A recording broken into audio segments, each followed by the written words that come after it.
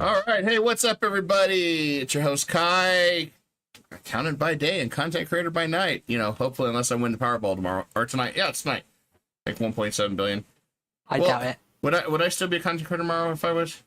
Yeah, I just have a massive studio. I just make Tim Pool very jealous with his multi-million-dollar estate. That's all. All right. Anyway, welcome. We have a full house tonight. This is unprecedented, but it's very, very interesting. So, down below, which is kind of weird.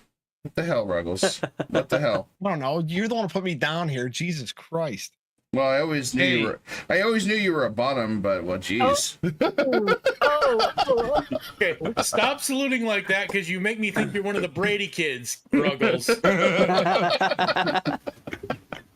It's like looking up like, you know, like I could be mean. You want me to be mean? I got a comeback for that. Uh-oh. Hi. What's up? At least I can get some. Yeah, well, I'm a monk, so. What, cheese? Celibate, baby. Hey. Anyway, we have to my right Mr. Darkblade.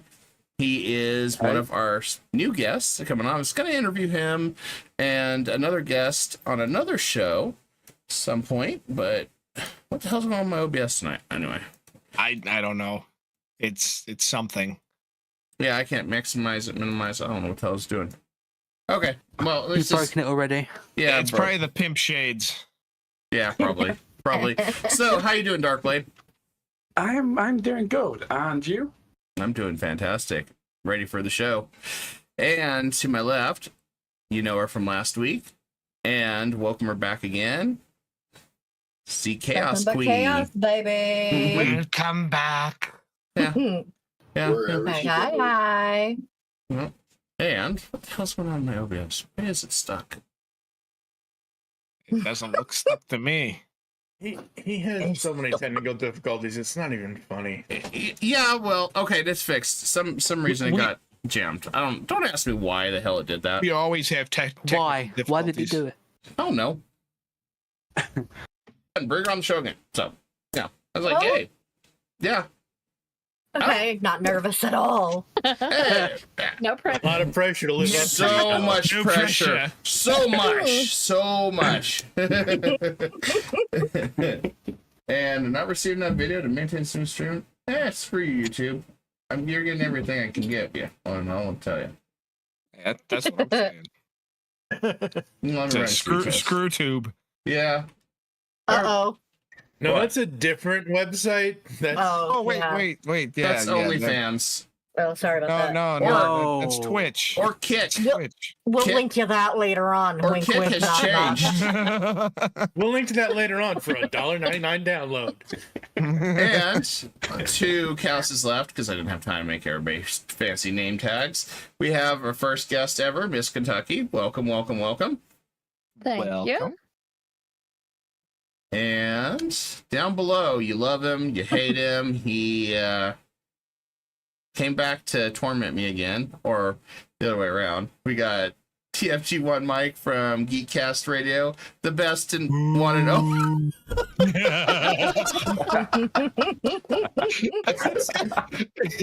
He's like, oh man. Sorry, my eye is itching right Yeah, now. Something there. Yeah, something's seriously wrong with his eye right now. I don't understand it. And and by the way, I have the power of Megatron in the palm of my hand. you can summon Steve? You could summon Steve. Wow. Much, yeah.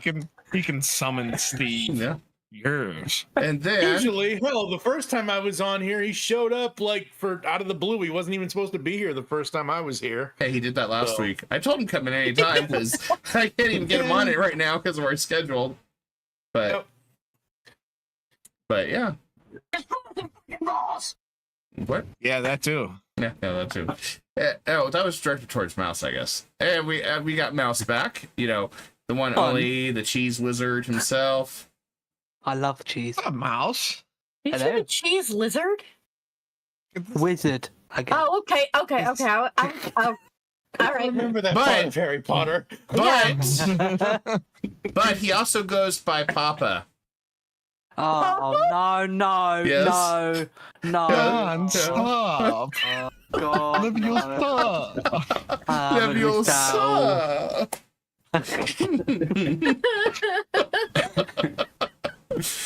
And Okay. Is it bedtime yet? don't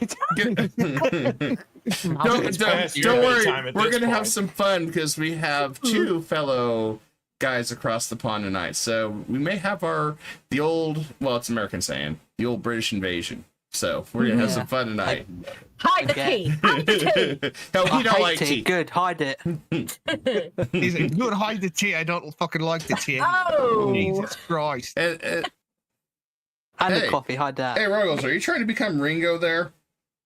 Hey, I can mock an accent when I hear it long enough. Okay, I'm just gonna, and of course you love and hate him. It's for Captain Ruggles because he's already been introduced. Yeah. And No then, introductions needed. and then hiding in the background because he never accepted the link or anything. We have Stone Cold, Do you laugh? Stone Cold What? Raven. What's up? Yeah. The So old Texan back there. yeah, he's riding his horse and You can't make fun of rednecks unless you are one. Then I are one. well, red's like the power of passion and love or some crap. Neck. I don't know. I are redneck like 2 generations ago. All right, so first of all, just so Mike don't kill me too much, so good news on Unity. Fucking Unity. The Theo, Okay, but the before you even talk about you started this bullshit. Before you even mentioned the news about Unity, which is very like one sentence and move on, I found out 3 of the mobile games I play are based off the Unity engine now.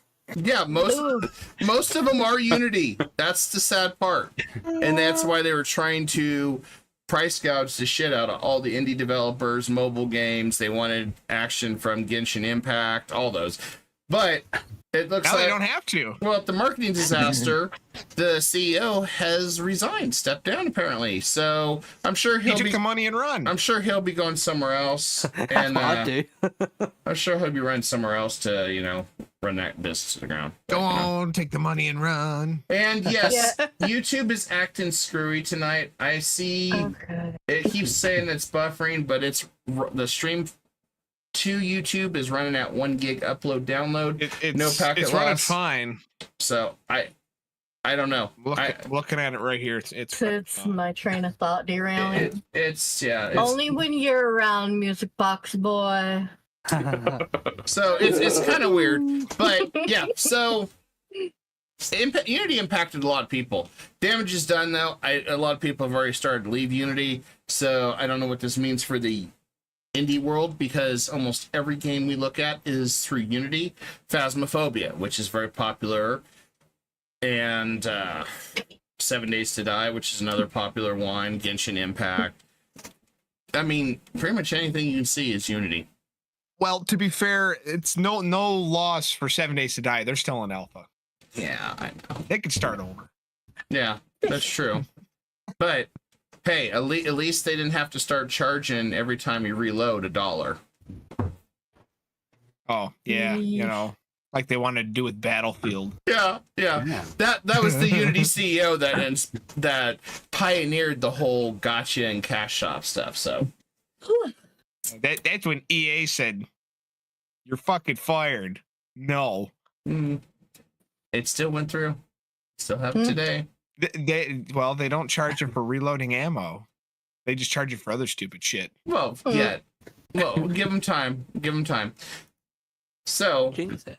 we got a hell of a lot of things that we can talk about now. So first thing I have to ask. Should I do it? What? All right. Oh, Mouse. Speak, Mouse. speak, sir. Mouse. Oh, here we Dark go. Blade. Here we go. Here we go, Oh, no. buddies.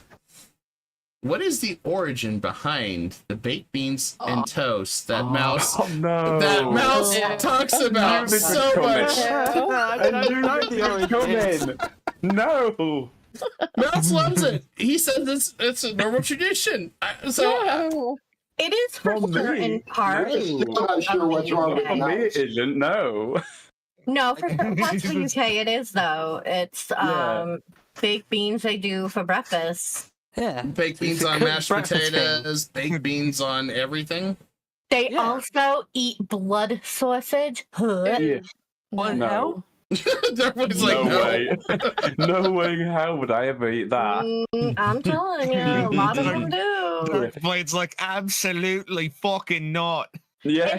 And their No way, pudding, how? No. their pudding is fucking cake, man. It's fucking cake. Oh yeah. Fuck Yeah. off. Yeah, fuck off. Beans, Hey. okay.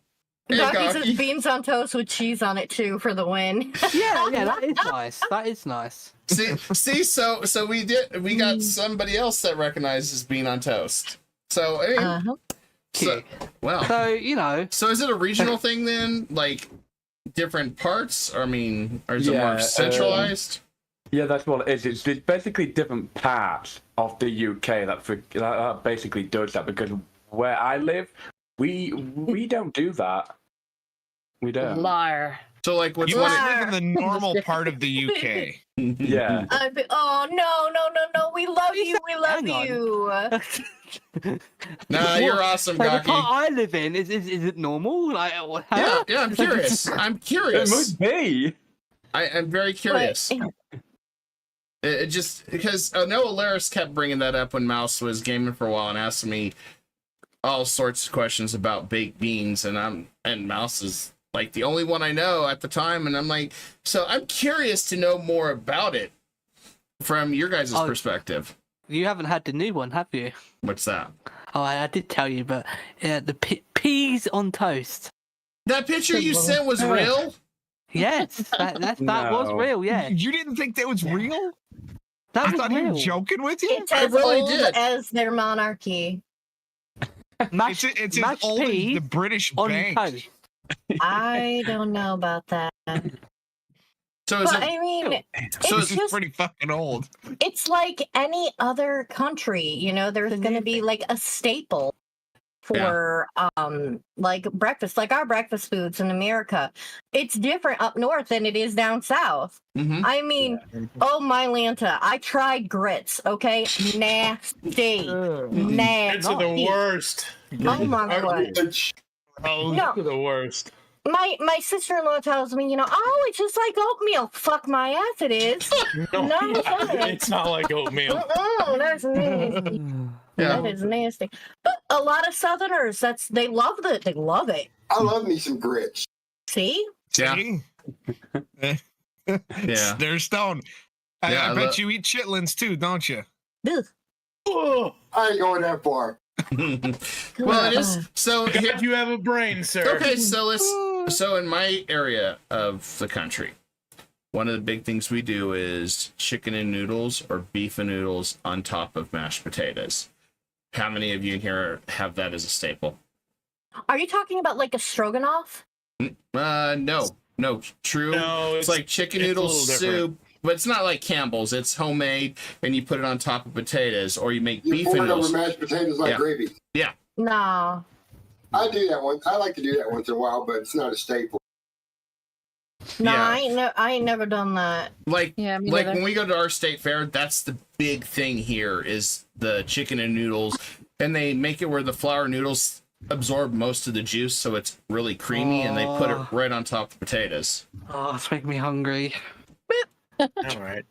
No, you should try it sometime, Mouse. If you haven't done that, I don't know if you guys do anything like that. Well, considering we're kind of basically home to one of the biggest Kellogg's factories in the U.S., Yeah, this is Texas. our All we ever staple get for up here state in fairs the is fried. Michigander area is cereal So you're a cornflake, is what you're saying.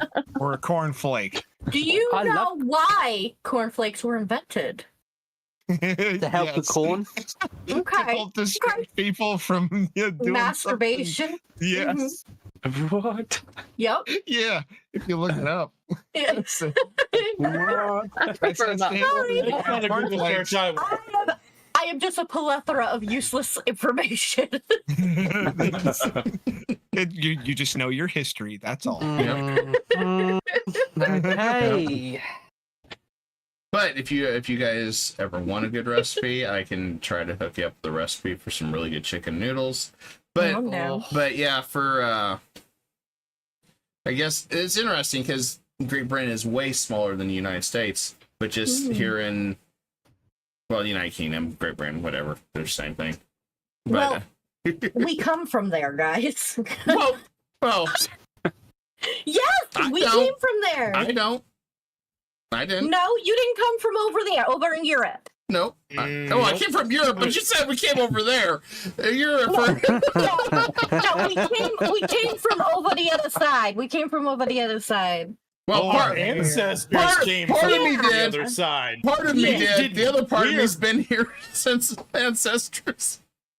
Cherokee. I don't know. I've been here my What entire I'm life. saying is the things that we eat, the things that even our language and everything, it's different, of course, but it stems, our roots are from there, are from European ancestors. Well, So we do toast. We still do toast. We just don't put beans on We it. use, exactly. We use Okay. the right stuff like peanut butter and jelly and things like that. I'm sure Mouse does peanut butter and jelly. You mean jam? Yeah. No, jelly. Jelly. Jelly. Jam. Two different things. They're two different things. Yeah. No. They're two very different things. Oh boy. Jelly, jam, and preserves. Preserves Yes. is the third one that's different. They're all Exactly, different. exactly. They're not the same thing. Right. 100%. Look at Mouse. He just checked it for me. It's the truth. They're not the same thing. Mouse is like, Don't mind did me. we I'm disturb just the gonna- hornet's nest. Okay, so now here's a good question for you guys. Fish and chips. Is that still one of your guys' big staples? Yes. Yeah. Yes. Yes. So that's That something is. you guys all share. Cool. Now, one of these days, I do want to go to England and try fish and chips. And Ireland. French and fries. French fries. Motherfucker, French fries. Scotland. Or kebab. Chips are a bag. Kebab as well. What did you do? Over there, those are A crisps. kebab. They're Oh, toasted what? potatoes. You don't know what a Yeah, kebab yeah, is? Oh, a kebab. A kebab. Okay, yeah. Yeah. Kebabby. yeah, one of these days, I do plan on going to Scotland, Ireland, England, and Germany. That's Me too. the I'm goal. good. One of in my life, I'd like to go there because that's where a lot of my ancestors came from. So it's funny he's saying this, folks. I told him this a couple of weeks ago. He probably doesn't remember. It was funny, actually, because I'm lazy and I don't like leaving my apartment. I'm like, I don't need to. First of all, I can't afford to travel overseas. Second of all, I don't want to deal with airports and customs and all. I went to all those places just last week. All I did was just go around the world on Google Maps. That's all I got to do. Really, but like I want the immersion as well. I definitely want to go to the UK and I want to go to the Netherlands. I want to see a bunch of places. But yeah, it's way too people-y out there. Oh, well, yeah, there's a lot of It's people. very condensed. Yeah. Yeah. Yes, it is. Yeah. Yeah, Yes, it's- right. Can't deny that, Mouse. It's very condensed where you live. I'd say it's a rat hole. Wait, I'm pretty sure there's quite a bit of countrysides though. Still, England, yeah, Yeah, they, yeah. I mean they do. I but mean, yeah, they have. Don't. Okay, so livestock. You guys do a lot. Sheep, I've heard, is a big one there. Is that still the same? Goats and not as much cattle.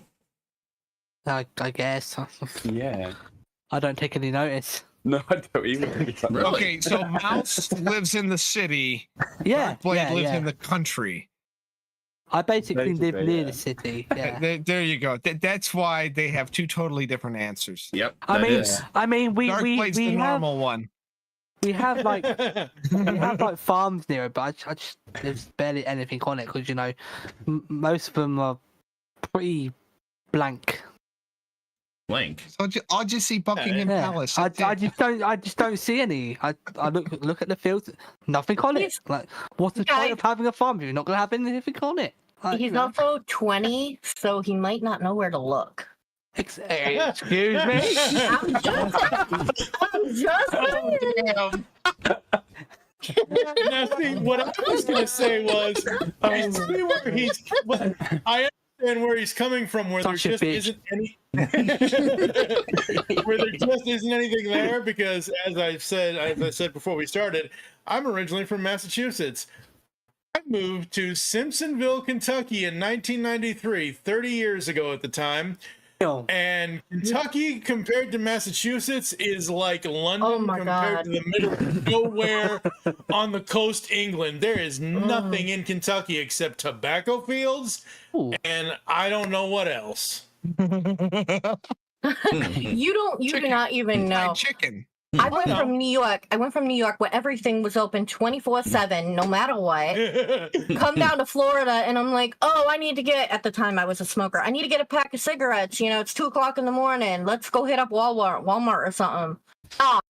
Nothing. 8 o'clock, shit's closed. Like, what? Well, you do know that this whole state of Florida closes at 5 p.m. when the early bird special starts, and all the old people want to go to bed by 7:30. I swear to God. I swear to Florida's God. full of old people, so it's Great. Now you got me thinking of the South Park episode called Grey Dawn. There you go. They're all going to Country Kitchen Buffet. Yep. Let's just hope there aren't any bugs. we don't have any buffets anymore. Oh my God, that's So- another thing. Any Y'all got buffet? ate out of business. Bugs. The bug. Okay. The bugs. The further south you go, okay, listen. Oh, yeah. Listen. A grasshopper. A grasshopper up north Take is like cover. about an inch. An inch. It's like That's as this big as big. it gets. Yeah. And then Down here, go south, yeah. it gets like this. yes. Like, I had a that's a grasshopper hold me hostage in my freaking house. I was like, Oh, yeah. it's a fucking grasshopper. That ain't no goddamn grasshopper. When my It's not uncle grasshopper. moved down to Alabama, he's like, God damn, the bugs down here are huge. And I'm like, that's why I don't fucking live down there. Fuck that. Why? Oh, we scared Kai away. I Oh, think it's so. okay, Kai. Don't Okay. cry. Crap. He's probably going to get bugs because, he feeds Oh no, he his- just He's with the baby. Hold on. Hello, dragon. baby.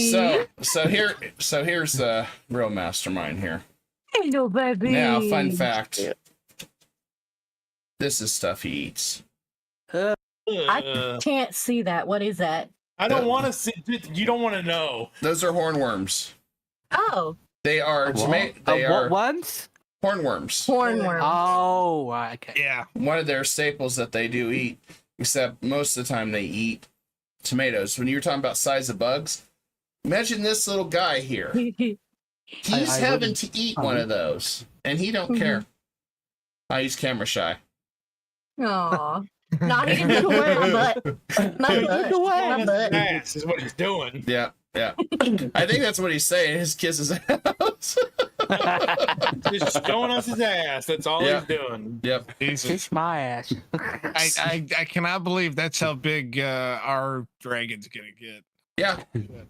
They get about 24 inches. And they can live 10 to 15 years. So Aw. he is the inspiration About for the like channel. A dog. Yeah. Kind of like a dog. Yep. He thinks Wow. he's in charge, so I My always, dog's looking at me like, who you talking to like that? it's kind of funny. I'm always like, "Hey, good morning, General. How you doing?" Because he likes to give attitude. But so, Okay, all right. uh, So moving forward on this, I- we're talking about bugs, so I had to show the size of those bugs. So, okay, so we're going to talk about memorable games and movies. That was a topic of tonight, courtesy of Mike. I got to give props to that. So, think back. Doesn't matter how long it's been. Doesn't matter if it was yesterday or 50 years ago or whatever. Think back. What is one of the only one of us most... that is here that has been alive for 50 years is Stone. Yeah, I know. You old By man. me, get off my lawn. Right, get off my lawn. So, your most memorable game that you have ever played, why, and one of those games that you find yourself always going back to, and it, no matter how old it is. Go ahead, Ruggles. All right, I'll go first. 2003, the very first Call of Duty. When the team broke off from Medal of Honor and EA and they created Infinity Ward, and their first game with Activision was Call of Duty 2003. That's what they call it now because, repetitive names. Great game. They revolutionized first-person shooters where you could aim down the sights and all that stuff. And then they came out with that expansion pack where you could deploy machine guns in like windows and on fences and stuff. And they had like tanks like Battlefield and Jeeps, and not only was the campaign fun, but the multiplayer was a blast. And they had a progression system in that too, before Battlefield did. So I don't know. I still find myself going back to that game. I might do a video on that eventually, explaining why.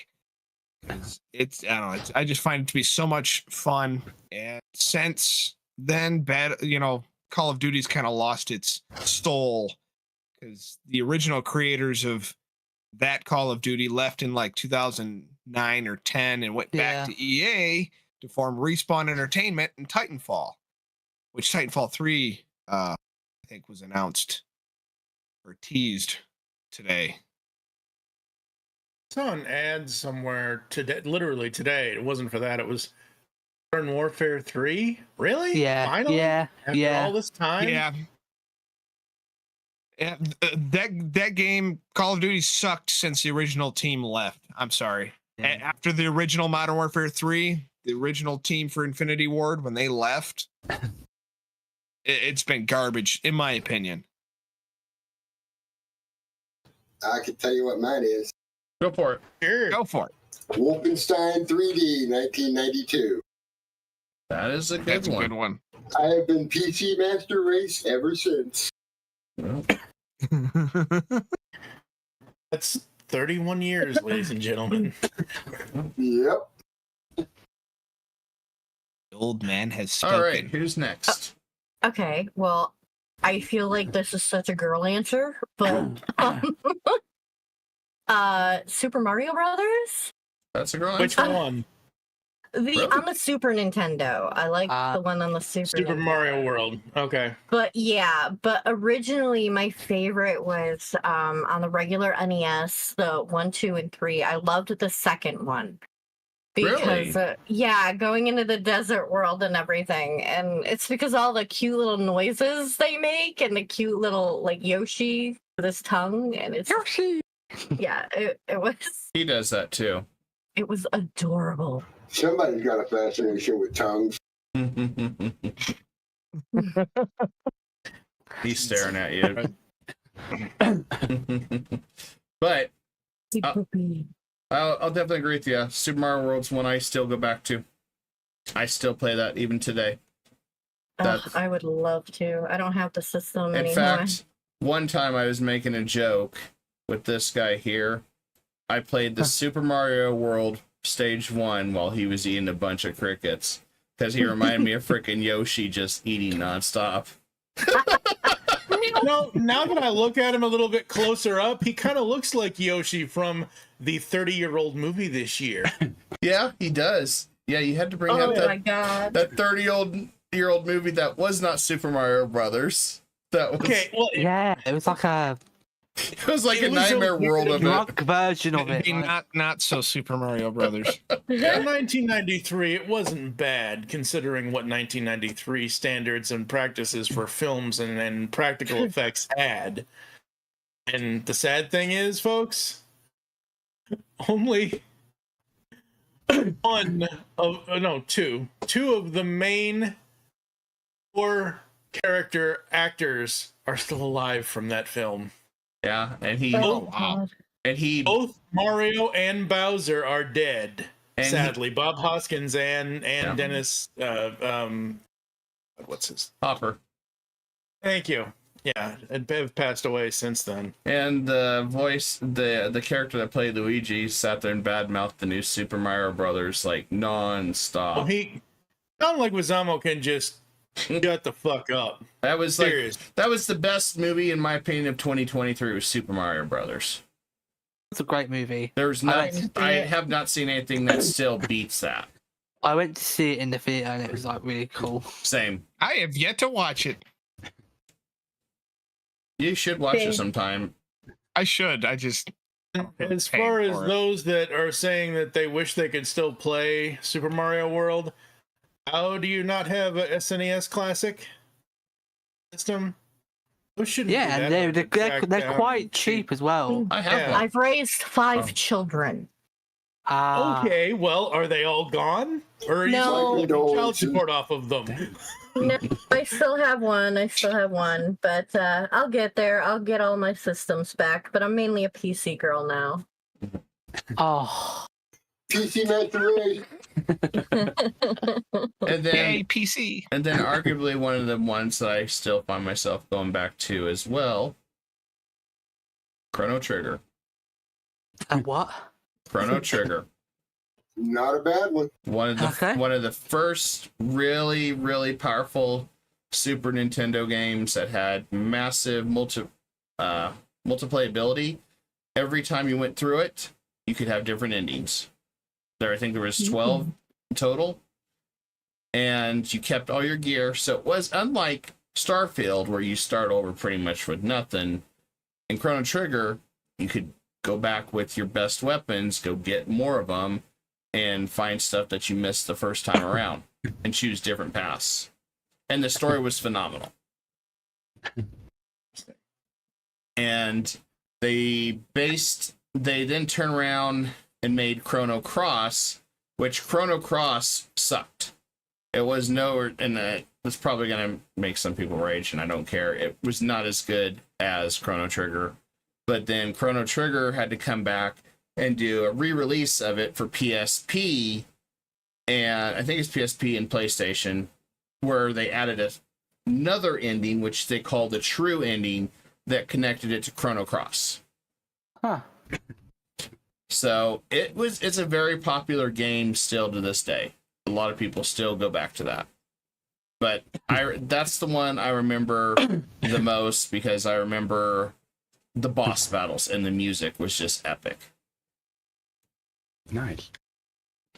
All right, who's next? I don't mind going next. Go for it. Sonic the Hedgehog, you know? It's Sonic! that game has been around ever since, like, what, 1991, I believe, when it first came out? Somewhere around there. And, Were you even that has alive been- then? no, well, I was born then. I was born then, so it's basically the same age as me. Oh my goodness, you was in diapers. yeah. You but I- remember. Well, I He's literally right. grown up. 1991 was when Sonic debuted. Yeah. I was So- 3 when I played my first console game on an Atari. Asteroids. The one that came with the 2600 Combat. Hey, I guess Asteroids, I mean, that was 2600 as well. That was later, though. I remember, what was it, Pong? Yeah, that was a standalone. Though. Yeah. Yeah, I like that one. I never had that one. I had the 2600 was my first console. I was 3. Good damn. So we got a gaming prodigy. 3 years old. I beat every single game. Well, to be fair, it was just Atari then. All right, who's next? Mouse Yes, from I'll Miss go. Kentucky. Okay, you can go. Mike? That's fine. I'm just naming people. I know who hasn't went yet, and I want to hear them. Well, you'll have to verify your location, but if you go into GameStop right now, I can send you a link for a Super Nintendo Classic for $90. still have them available. It's pre-owned, but it's better than doing it stupid and buying it off eBay and buying a crappy emulator version that I tried to do years ago when they first came out and I couldn't get one. So there's that. I have too many to name. I will say, as of recently, though, I continually go back to Legend of Zelda: A Link to the Past. Never played it. You have never played that? What? Wow. That is the best. Before Ocarina of Time, that was I've never played hands that down. one either. Damn. Oh, sleepy. Okay, you're getting a crowd. I think it's time for your bottle and nappy change, sweetheart. Holy crap. You are missing out. You are missing out on two of the best Zeldas. Oh, wow. Wow. A Link to the Past was always so fun. Ocarina of Time and Link to the Past, I would go back to both of them. Wow, Mouse. I'm ready to like send you an American flag with Ocarina of Time and Link to the Past wrapped in it. Yeah. To be fair, he's never heard of Super Troopers either. Yeah, that's true. Hey. Well, he is I only watched 20 the years trailer, old, thank so. you. No, I'm not 20. I'm 27. Almost 27. I'm 26. So, yeah, leave me alone. Hey, Mouse. Mouse, don't you have a Switch? Yeah, I do. Yeah. Then why don't you just buy him on the Switch and play him? For Because Christ's that means spending money. I got plenty of switches growing in the yard if you need me to educate him. Because I don't have a lot of money right now. I'm scared. But you can probably get them like dirt cheap. They're not $7 games like most games are today. What the hell? You can probably the get one I will go with only because this year, I can't believe it's already been this. I'm actually about to do a podcast on this next month. This year is the 25th anniversary of Metal Gear Solid when it first hit the PlayStation back in 1998, and I love that the first two Metal Gear games on PlayStation and PlayStation 2. I turned one. What? I turned one that year. You turned 1 year old that year. Yeah. He was still. Now I really feel old. Thanks, Mouse. Thanks. What year was that? Wow. 1998. I was born in 1998. 1998? Jesus Christ. You were born in 1998. No, 7. I was born in 97. Okay, my daughter was born in 1999. That's my eldest. Film. I'm in shock right now. I feel so old. Mike, 1974. Now get off my lawn. Mike, I would. Mike, 1991. Hey, I would love to talk with you on Metal Gear.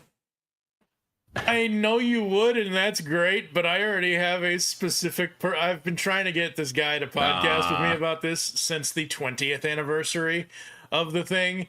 But I'm sure we could do it on here anytime. Hell, we're doing it right now. Yeah, Metal Gear Nintendo was the very first one that I played. Oh. And Metal Gear 2. That crap. And that actually does have story to the newer games as well. So it actually connects, kind of. And for Kai, it was just a Tuesday. Well, the whole story connects from the Nintendo ones to... There's a whole Metal Gear timeline. You can look it up online, whatever.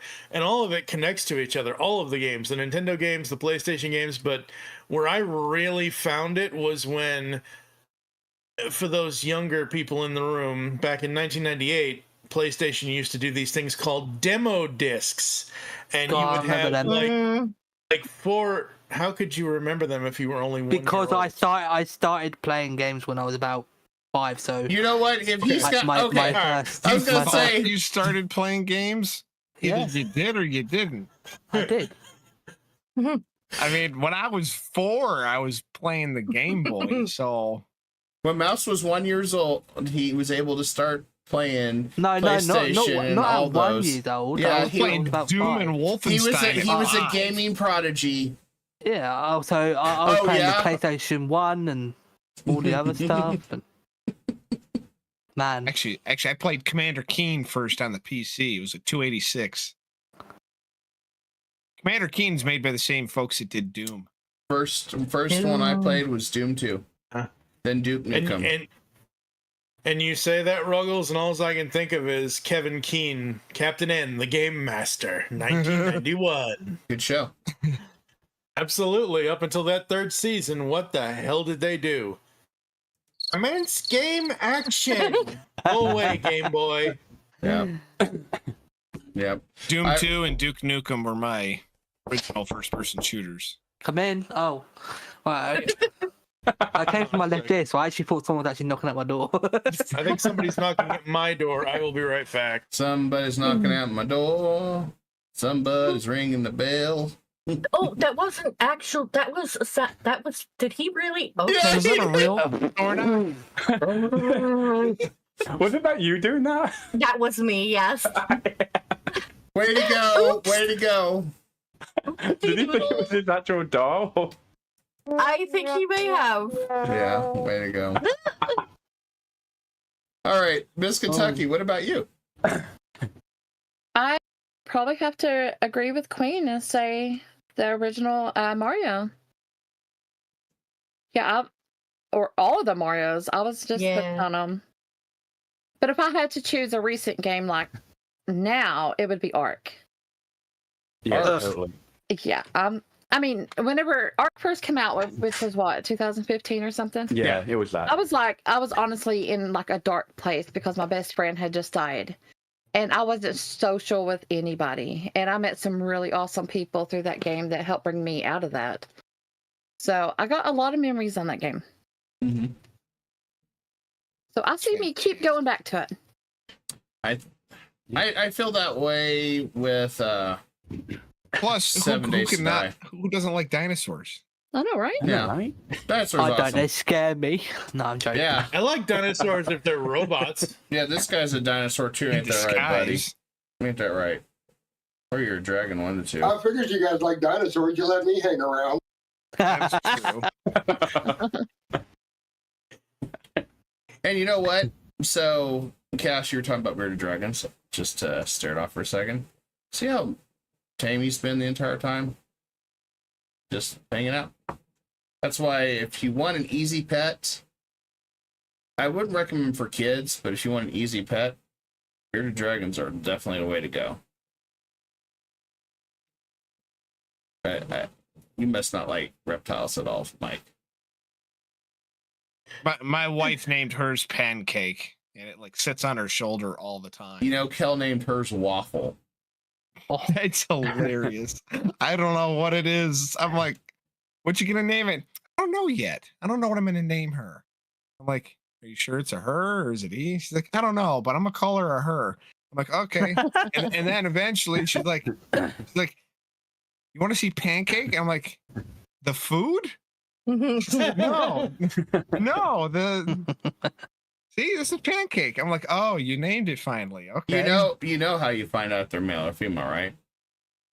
I don't pay attention to that thing. I got 2 dogs I got to take care of. It's not perverted. It's the dimples on their legs. When they get older, there's dimples in their back hind legs, and that can tell if it's a male or female. Well, Okay. I sure the hell would hope that sexing any animal isn't perverted. Some, you never know. That's what it's called. It's That's what it's 2023. It's 2023. You don't know. I want to say so many things, but I'm shutting my mouth. Yeah. It's called sexing an animal. It's not. Yeah, I know that, but Okay. I have a dirty mind and a whole bunch of other legal issues that are happening in the U.S. nowadays with various genders are just. Oh, don't even jokes. Fine. I'm a Make any of werewolf. those Do I jokes. count as an animal? Yes. Anyways, Yeah. Anyway, so Oh, yeah. and let's see, Darkblade, you have not went yet. I have. Yeah, he said Sonic. Oh, he's Okay, just on. Sonic. Okay, you didn't go then. I think everybody's went then. yeah. Okay, cool. All right, so Your logo didn't go. Or the locals logo. Oh yeah. Also, check out Locals if you haven't yet. It's a great way to stay informed because unlike YouTube where it doesn't have a reliable notification system, Locals does because all I have to do is make a post, notify anybody, and it hits everybody's email and hey, I'm going live. What do you know? So Loco's logo. What's your favorite game? I Crickets. think Pure it's gonna silence. be Phasmophobia, I think, because it's October. Thanks, Locals.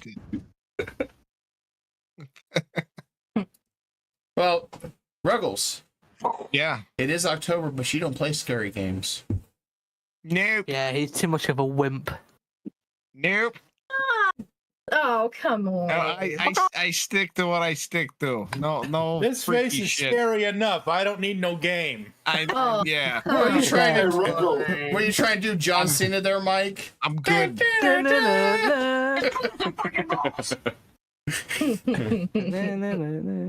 And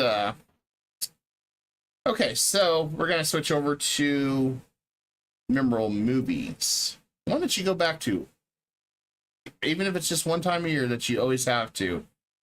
One that's just like a must watch. Oh goodness, there's so many. Oh, I have one. Go ahead, Mouse. Ed, The original Spider-Man. That's a good 2002. one. Tobey Maguire, yeah.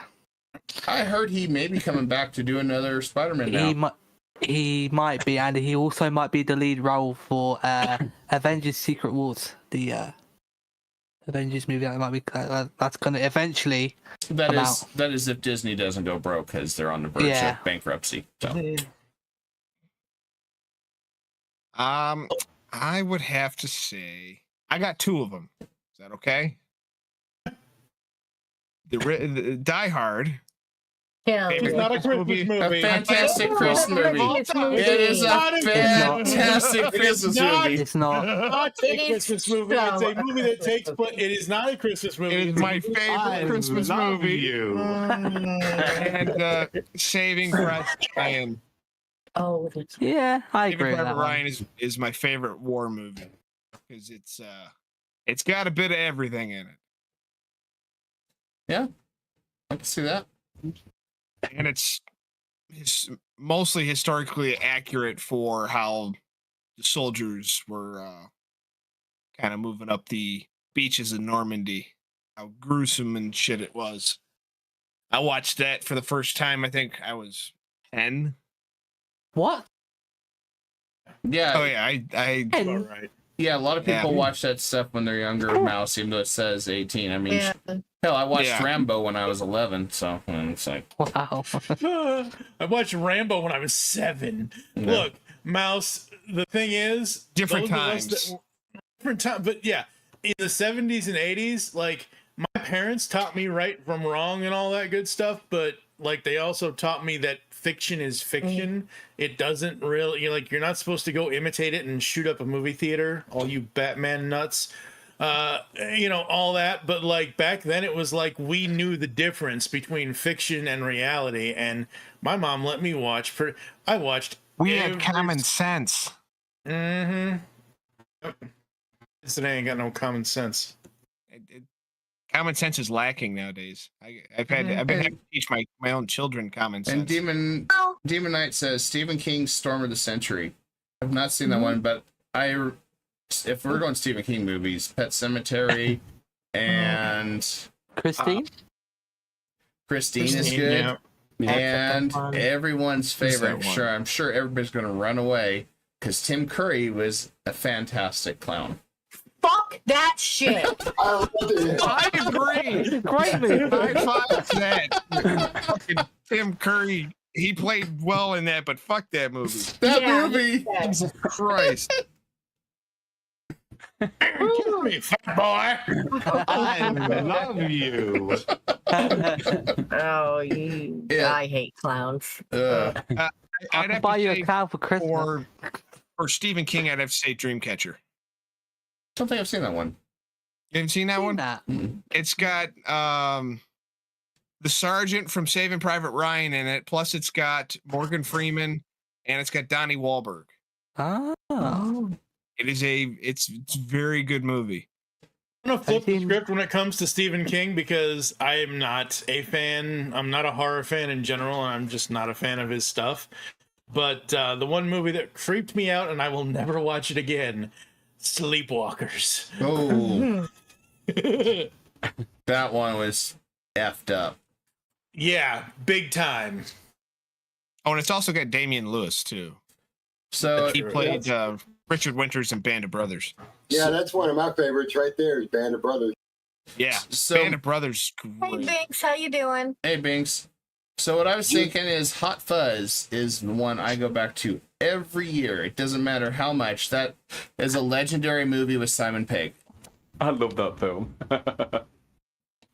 So good. I have to watch it at least once a year, if not twice. Can you now see your license and registration right now? Nope. Mine is The Labyrinth. David Ooh, Bowie. David Bowie. Good one. Yeah. Yeah. That's a good movie. They always kept saying they That- wanted to do a sequel to that movie. I'm glad they didn't, because Apparently they are. Yeah. That would have ruined it. They can't. They can't. There will never be a sequel to that one. I don't care. But Bowie they is are- gone. but they're It is- rebooting it. Yeah, the Well- Goblin King is gone. They can't make that match. They again. can't do that. Yeah. Some movies they should just leave alone. Let it be a classic. Are you kidding me? Hollywood has to come up with new stuff Like every most of the year. classics. Well, it's just remakes. Revamping classics? No. Stop it. I mean, I'm sure your Get guys' some help. I'm sure your guys' childhood favorite Bambi is going to be interesting being a live action movie. Oh, good God. Saturday I Night don't Live already did it. know. Saturday Night Live already did it. Because you The know, Rock. I'm pretty sure Bambi's dad Bambi. went and got milk and never came back, and that's going to be the new story. No, it was No. cigarette. Apparently they're making it a horror Bambi movie where she'll have rabies and going around killing. Well, you get the picture. Yeah. Yeah. And they're also making a Winnie the Pooh, Blood and Honey too.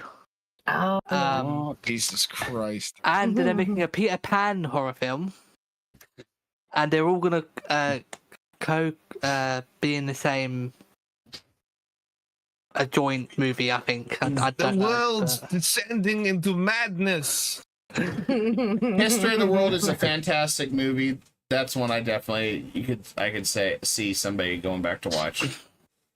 Did you bullshit last week? about what? History of the Did World. you try to bullshit last week? Oh God, yes, I got Bink this. says Oh. Blazing Saddle. I thought you were asking me the fucking legit question. I'm like, what do you mean? That is what my dad's favorite movie. Oh like my God, I bought him that movie for his birthday last year, and he just watches it all the time. Someone's got to go back to camp and get a whole shitload of dimes. Oh my God. I laughed so hard I fucking cried. Oh my God. It was Blazing Saddles? No. History of the World? Yes, thank you. Sorry. No, I haven't seen Blazing Saddles actually. Yep, the jig is up. Dances with Wolves is a good one too. Dances with Wolves is a really fantastic movie. You just have to sit for 3 hours. Hey, I'll sit through that for 3 hours. What's that? Kevin Costner. Dances with Wolves. Yeah. You can actually watch it for free on YouTube right now Yeah, if you've never seen it.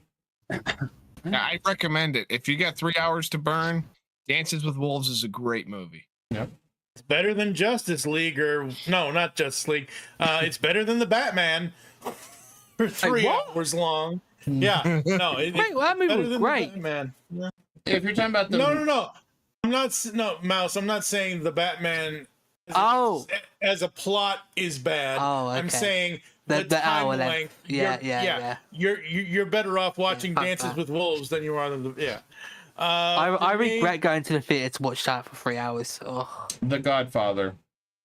Mm. Ooh, 1, 2, and 3, perfect trilogy. I need to watch the And they second never one. needed to remake it or anything. It is perfect. It is a masterpiece.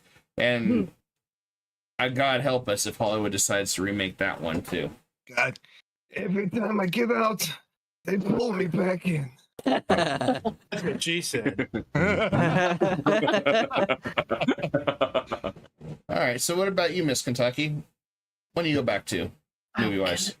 There's so many. I would have to say Edward Scissorhands. Oh, yes. I love that one. Yes. Or Still Good, Magnolia. good Christmas movie. There's so many. I can just keep going. Yeah. Yeah, Edward Scissorhands. I forget about that one, but that one was good because it's also got the actor that played I think it was Vincent Van Gogh and a whole bunch of others. I mean, you interviewed him, I believe, Mike. That's what I'm thinking of. The one that was Van Mr. Gogh Freeze. was- Oh, Maurice LaMarche. Yeah. Yeah, he's been in a lot. Plus, it's Johnny Depp. I mean, come on. Yeah, it's not that. Come on now. Yeah. Fucking Johnny Depp, man. He's badass. I'm And sorry. Winona Ryder. Yeah. Huh. Beetlejuice. Which Mhm. I think out of any movie sequel, that one I'm looking forward to because it looks like the main cast wants to keep it Yeah, together. it's all the original main Yeah. cast. Problem I have with sequels now of movies from 30, 40 years ago, and yes, folks, the 90s was 30 years ago, the 80s was 40 years ago, the 70s were 50 years ago. Time is relevant. But it's one of those things where I have a problem with sequels that are 40 years in the future. Like, Oh God, yeah. okay, so take Beverly Hills Cop 1, 2, and 3. Beverly Hills Cop was 84. The second one was 87. Back then, with no internet and just everything else, movies usually took 3 years to have a sequel come out.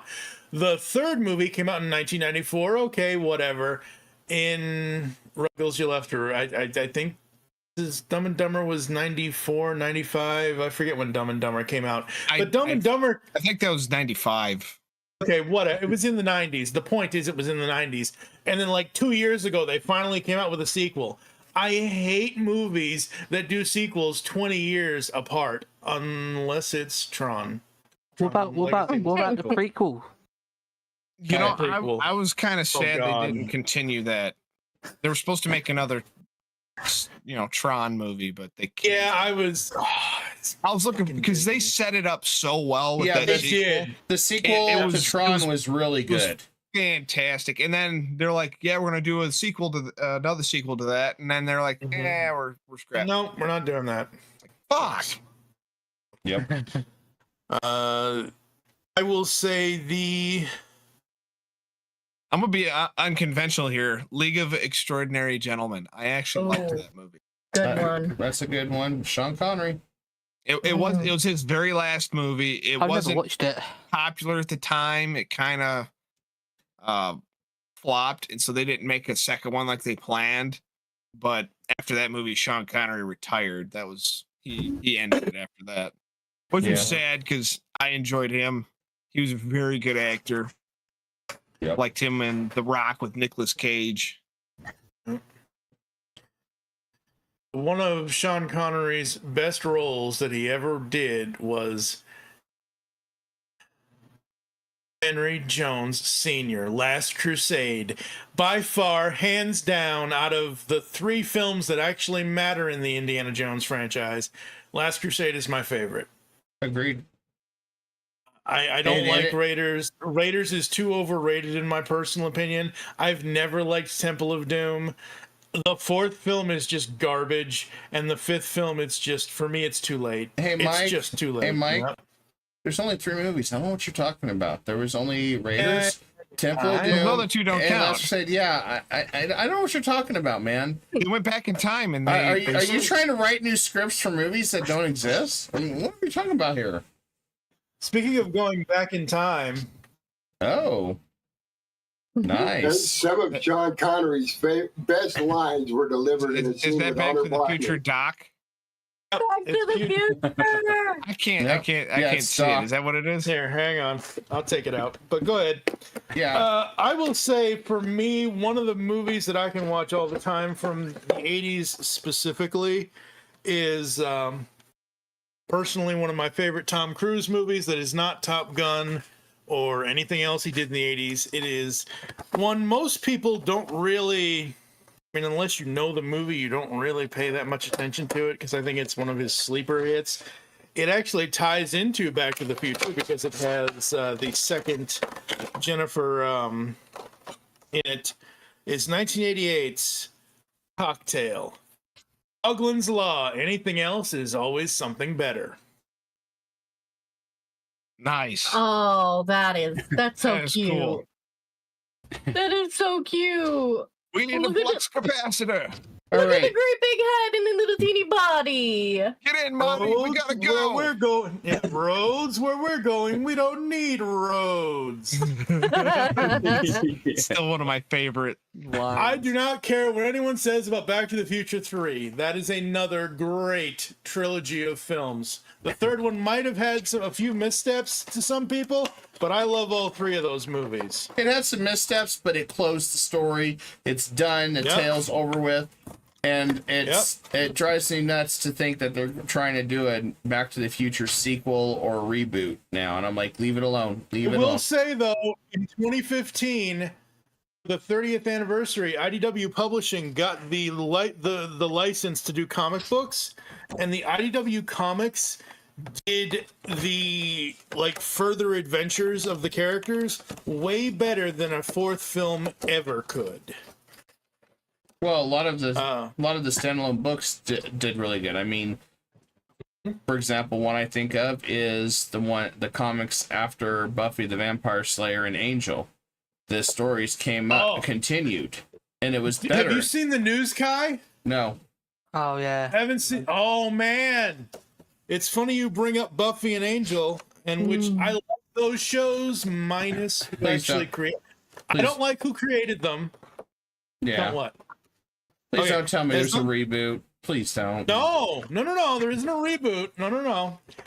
Charisma Carpenter, along with a bunch of the other cast people, are getting together and they are doing an Audible original podcast to give Cordelia a better ending than what she got. Wow. Cordy! Yeah, Give me about 2 seconds. Man, she was a and I will- bitch. What? No Hey, shit. now, Not at watch the your end. mouth, young He man. was. Watch Come your on now. mouth, young man. Hey, I'm not that young. I swear. Mouth. I You're a don't bitch care. now. Wow. She was. Come on, not in real life, but in the show, she was a Bareback, and no, she wasn't. If you watched her development in Angel, yeah. Like, I'm it just was saying, in Buffy, amazing. she was a bitch, but not in Angel. yeah, there's a difference there, man. Yeah. I mean, it was sad when Angel found out, oh, hey, she's dead, and she gave him the see the future shit power, passed it over to him as she was then finds out. I still quote that to this day. Anytime somebody says something to me about something, and I'll just turn my head away and be like, "Oh yeah," and you're welcome. I'll return in just a second. He wants to get in his cage. Right. So while he's putting his dragon Be sure to back in say his goodbye. cage here. There you go. Goodbye, everybody. Hi, baby. So He's earlier, gotta go get this the was- lizard away. He's He's That's gotta go put his dragon away. Don't take that out of context. tuck it away. so Double bring it to okay. Stone. All right. Well, I will wait till Kai gets back so he can actually hear me talk about this. Yeah, he'll probably want to hear it. Exactly. Other movies for me that I watch all the time: Transformers the movie. Can't not watch that. All right. Are you back? Exactly. He's All back. right. So from let's see here, from September 16th, Saturday, September 16th, 2023. Buffy star Charisma Carpenter Slayers brings #Justice for Cordelia. Earlier this week, we learned that Audible and a whole lot of familiar faces had teamed up for a very special treat for the Halloween season. Written by series star Amber Benson and Christopher Golden, and directed by Benson, Golden, and Casey Whalen, the original audio drama Slayers, a Buffyverse story, is set 20 years after the finale of the beloved Sarah Michelle Gellar starring series, with the spotlight shifting to James Marsters Spike, joining Marsters and Benson on this return trip to the Buffyverse, our Charisma Carpenter on Audible, and it is it out already? I don't know. Let me look here. I'm on here now. It will premiere Friday. No, not Friday. Nice. No, not Friday. I'm sorry. Tomorrow. It premieres tomorrow, October 12th. Nice. That is Basically, you have to be an Audible member. It's an Audible podcast, I believe. So it's not I don't think it's it's an Audible exclusive podcast. I think you have to have an Audible membership to listen. But the fact that they're doing it is great. Yeah. I have never an had Audible. I have an Audible membership. Could you link it to me? Sure, absolutely. When? You'll have to let me know how it is. Oh, Chaos. hell yeah. Yes, but what if you're just a member in principle? Well, you have to pay. Yeah. Hey, Darkblade, Spending money. Yeah. you've been quiet. So what's your go back movie? I would have to. Well, I have always loved my horror movies, and I would have to say Poltergeist. Oh, The It old is- pea soup. No, that's sexism. Caroline. No, Yeah, that's it. Go into the light. that's an interesting go back movie. So, we're gonna change focus here a little bit, and I want everybody's opinions. So, we're all been around a long time, except for Mouse. He's been kind of, I'm sure. He's been running around in his diapers for 20 years. Right, I think. Little what 20 years? Such a bitch. So, The first nappy. Such a Wow. bitch.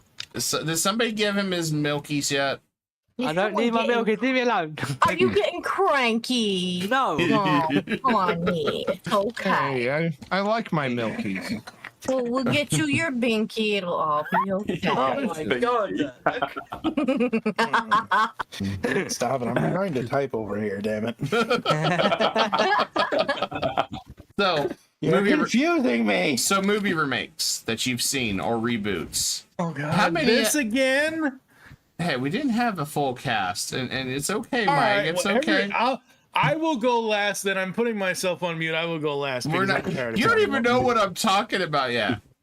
So, have you been a big fan of the reboots and movie remakes of all our timeless classics? Or have you wanted to throw your TV or chair across the room because you think they absolutely suck? I stopped watching TV 15 years ago. And this goes to anybody. I'm very curious Oh. about so and why. Why have you enjoyed them?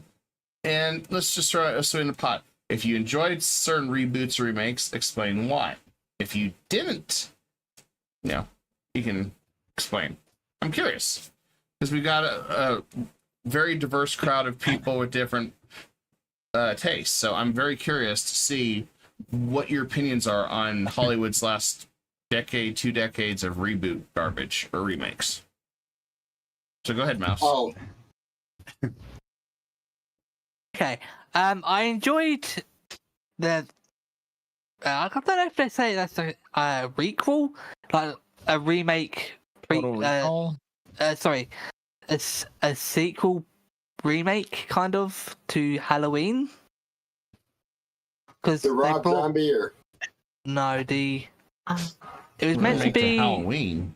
Yeah, not a remake, but it was like a sequel, but a refresh to the Halloween series because there was Halloween 3, Halloween 4, and then all Halloween that. 5, Halloween Yeah, 2. Yeah, and then they redid it with just Halloween and then Halloween. What was it? Halloween Ends. Or was that the last one?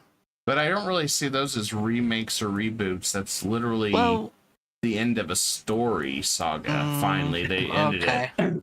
That's when I'm talking reboots. Okay, for example, Total Recall is one where they made a new Total Recall or a Judge Dredd, or they decided to do The Lion King with Disney. Oh, those type of things. I have one. Yeah, RoboCop.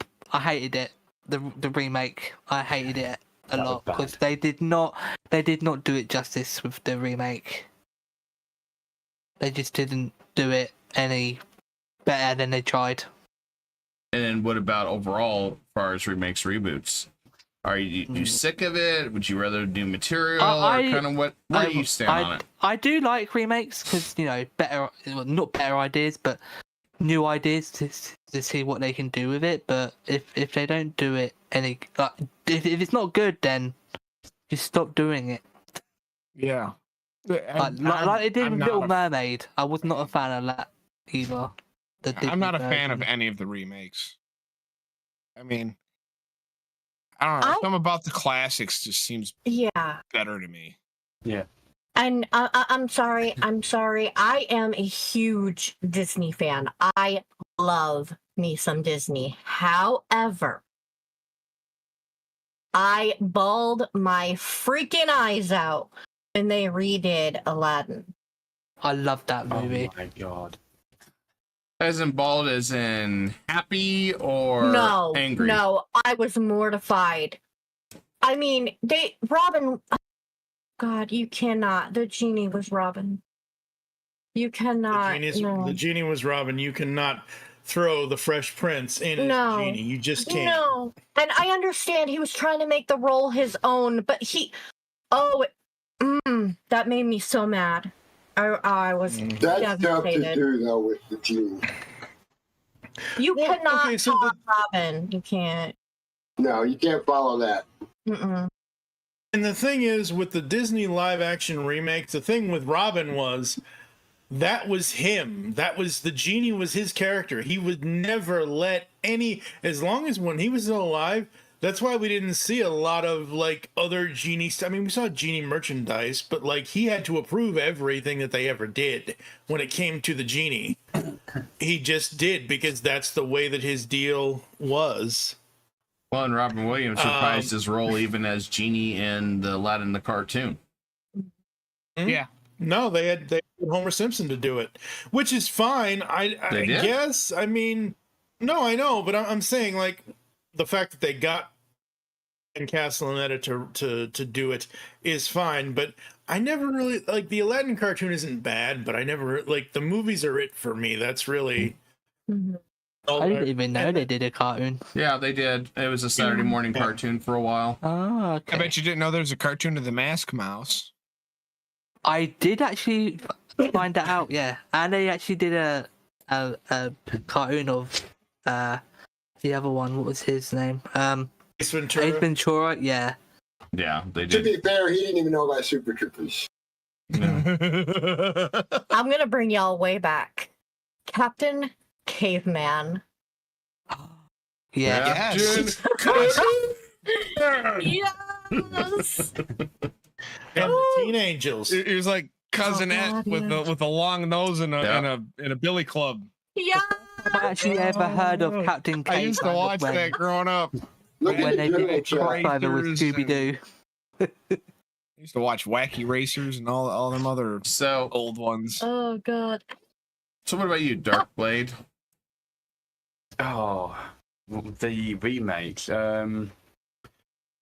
Well, I said about Poltergeist, and they did remake that movie, and I didn't really like it. I really didn't. So what did you not like about it? It was the fact that they completely changed on because on the old one, and they had that I cannot remember that little woman's name who was a psychic. They completely changed it from a female to a male, and the guy I really don't know. But That's the big thing with remakes. I know, but it just didn't go very well at all. It really didn't. No, I understand that, but that's the big thing with remakes is now in this day and age, everybody is trying to be, quote unquote woke. Everybody's trying to be politically correct, try to get rid of sexism and racism and everything. So they're switching roles, they're changing this, that, and everything. because they're Exactly. trying to keep up with the newer generation, and it is Yeah. really putting a stink on, and not a stank as the kids say today, A stank. a stink, a smelly bit on the remakes, because they can't do what we could do back then. They cannot say what we could say back then.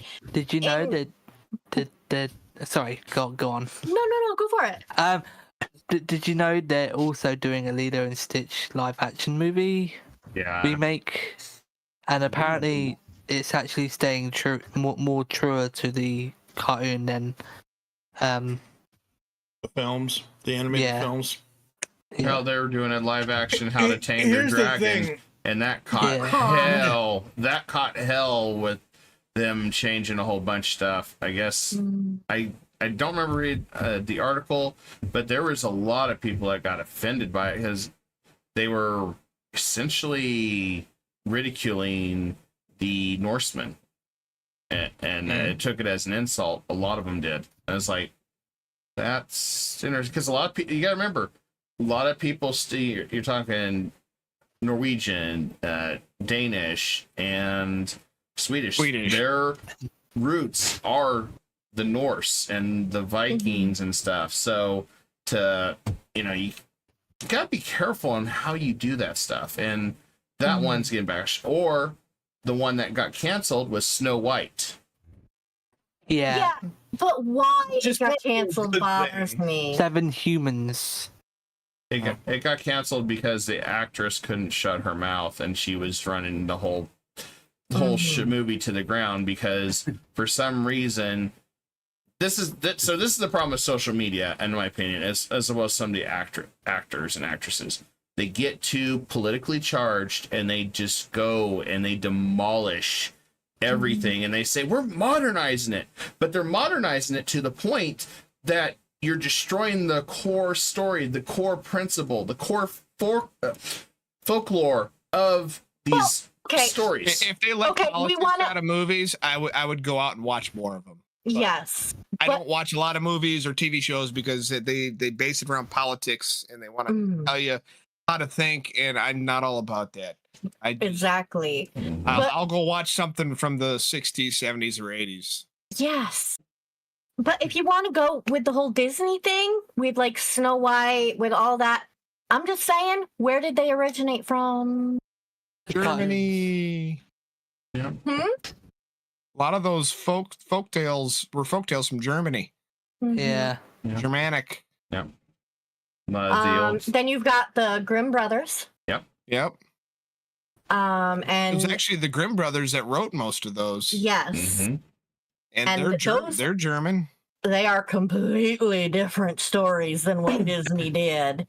So, I mean, if people want to get all butthurt over having, a Latina Snow White because it goes against the fact that her skin was white and everything, why don't we just go back? I mean, think about it. It's just a movie. Yeah, that's not bothering me. Yeah. It's just a movie. And they're animated, and they're not, My opinion, they can cast whoever the hell they want. anything. Just don't change the story. Right. Yeah, that's just that's my thing. Don't change the story. Just keep. I don't care, because acting, and this is the one thing people forget about acting. You cast an alligator as Snow White, and I'll still watch as long as the story's the same. Acting is being somebody you are not. It goes all the way back to the Greek times, and fun fact, a lot of people didn't realize this. Even back during the Greek times, they had male actors that played the female actors for Romeo and Juliet and all those old playwrights. You're talking thousands of years ago. So acting is just about portraying something and telling a story. It's not about anything else. It's just the story. Can you do the story? Can you tell that story? Can you do the role of that character? That's what the big problem with modern movies are. There's too much politics. There's too much bullshit. I don't care. Tell me a good story. Exactly. Yeah. Bring the storytelling back. I don't care. I mean, yes, gory movies. I love gory movies. But give me a fucking story. give me a story behind it. Like with Rob Zombie's one, I can't remember, but one of y'all brought up Rob Zombie. His take on Halloween, I loved that. He got into the psychology of it, and he just gave him like this whole life. No, I hated The Munsters by Rob Zombie. Here's a good example of a new movie that annoyed the shit out of me. No One Will Save You. Now, for an alien movie, me and my wife watched this movie a couple weeks ago when it first came out, and it was supposed to be great and all this. Not a single line of verbal communication at all in the entire goddamn movie. That was intentional. Until the end. Until she says one fucking sentence in the entire. There's like nobody talks. It's throughout the entire movie. There's no dialogue at all. No. Which annoyed the shit out of me because I'm like, and they like threw the aliens in your face like so much. It's like there's no suspense. There's really no story to it. It's hard to follow. I mean, I kind of get it, but it sucked in my opinion. I would rather go watch Signs because that was a good movie. Mel Gibson, Signs, that was about aliens too. There was dialogue. There was a good story. They didn't shove the aliens, down to. They made it more mysterious and scary, and it more of a thriller than that was. I'm like, I wasn't even, jumping in my boots over the aliens. I'm like, it looks like, the gray aliens that they draw pictures of, and you see it, the Halloween store, The Mask. But in Signs, you'd see like the fingers, the feet.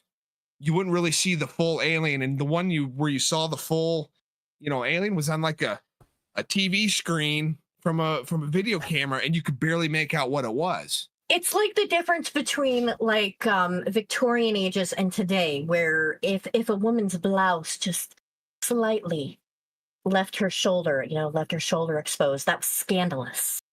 Yeah. Nowadays, it's like, hey, tatas, give me beads, and nobody blinks. But it's that kind of premise. That's because we are so the society now is so desensitized to all of it. Yeah. That they're just like, whatever, just this is what an alien is, have at it, and it makes it boring.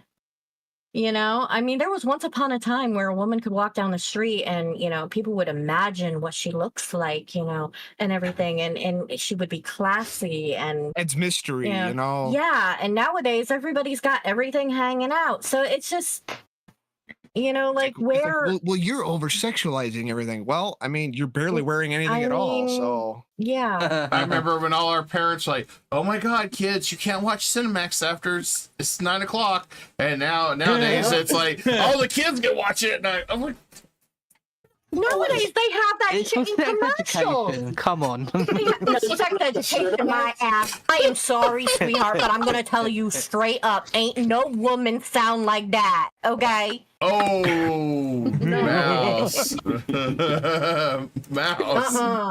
Mouse. Such a bitch. Stir some macaroni salad, and there you go. There's your fucking noise. Okay? I'm just saying. That's what my coworker said. If it doesn't sound like wet mac and cheese, you ain't doing it right. You ain't doing it right. All right. So, what about you, Miss Kentucky? What do you think of the remakes, reboots? I don't know. Honestly, I can't think of any. I guess I just don't pay attention to it, or I just don't care.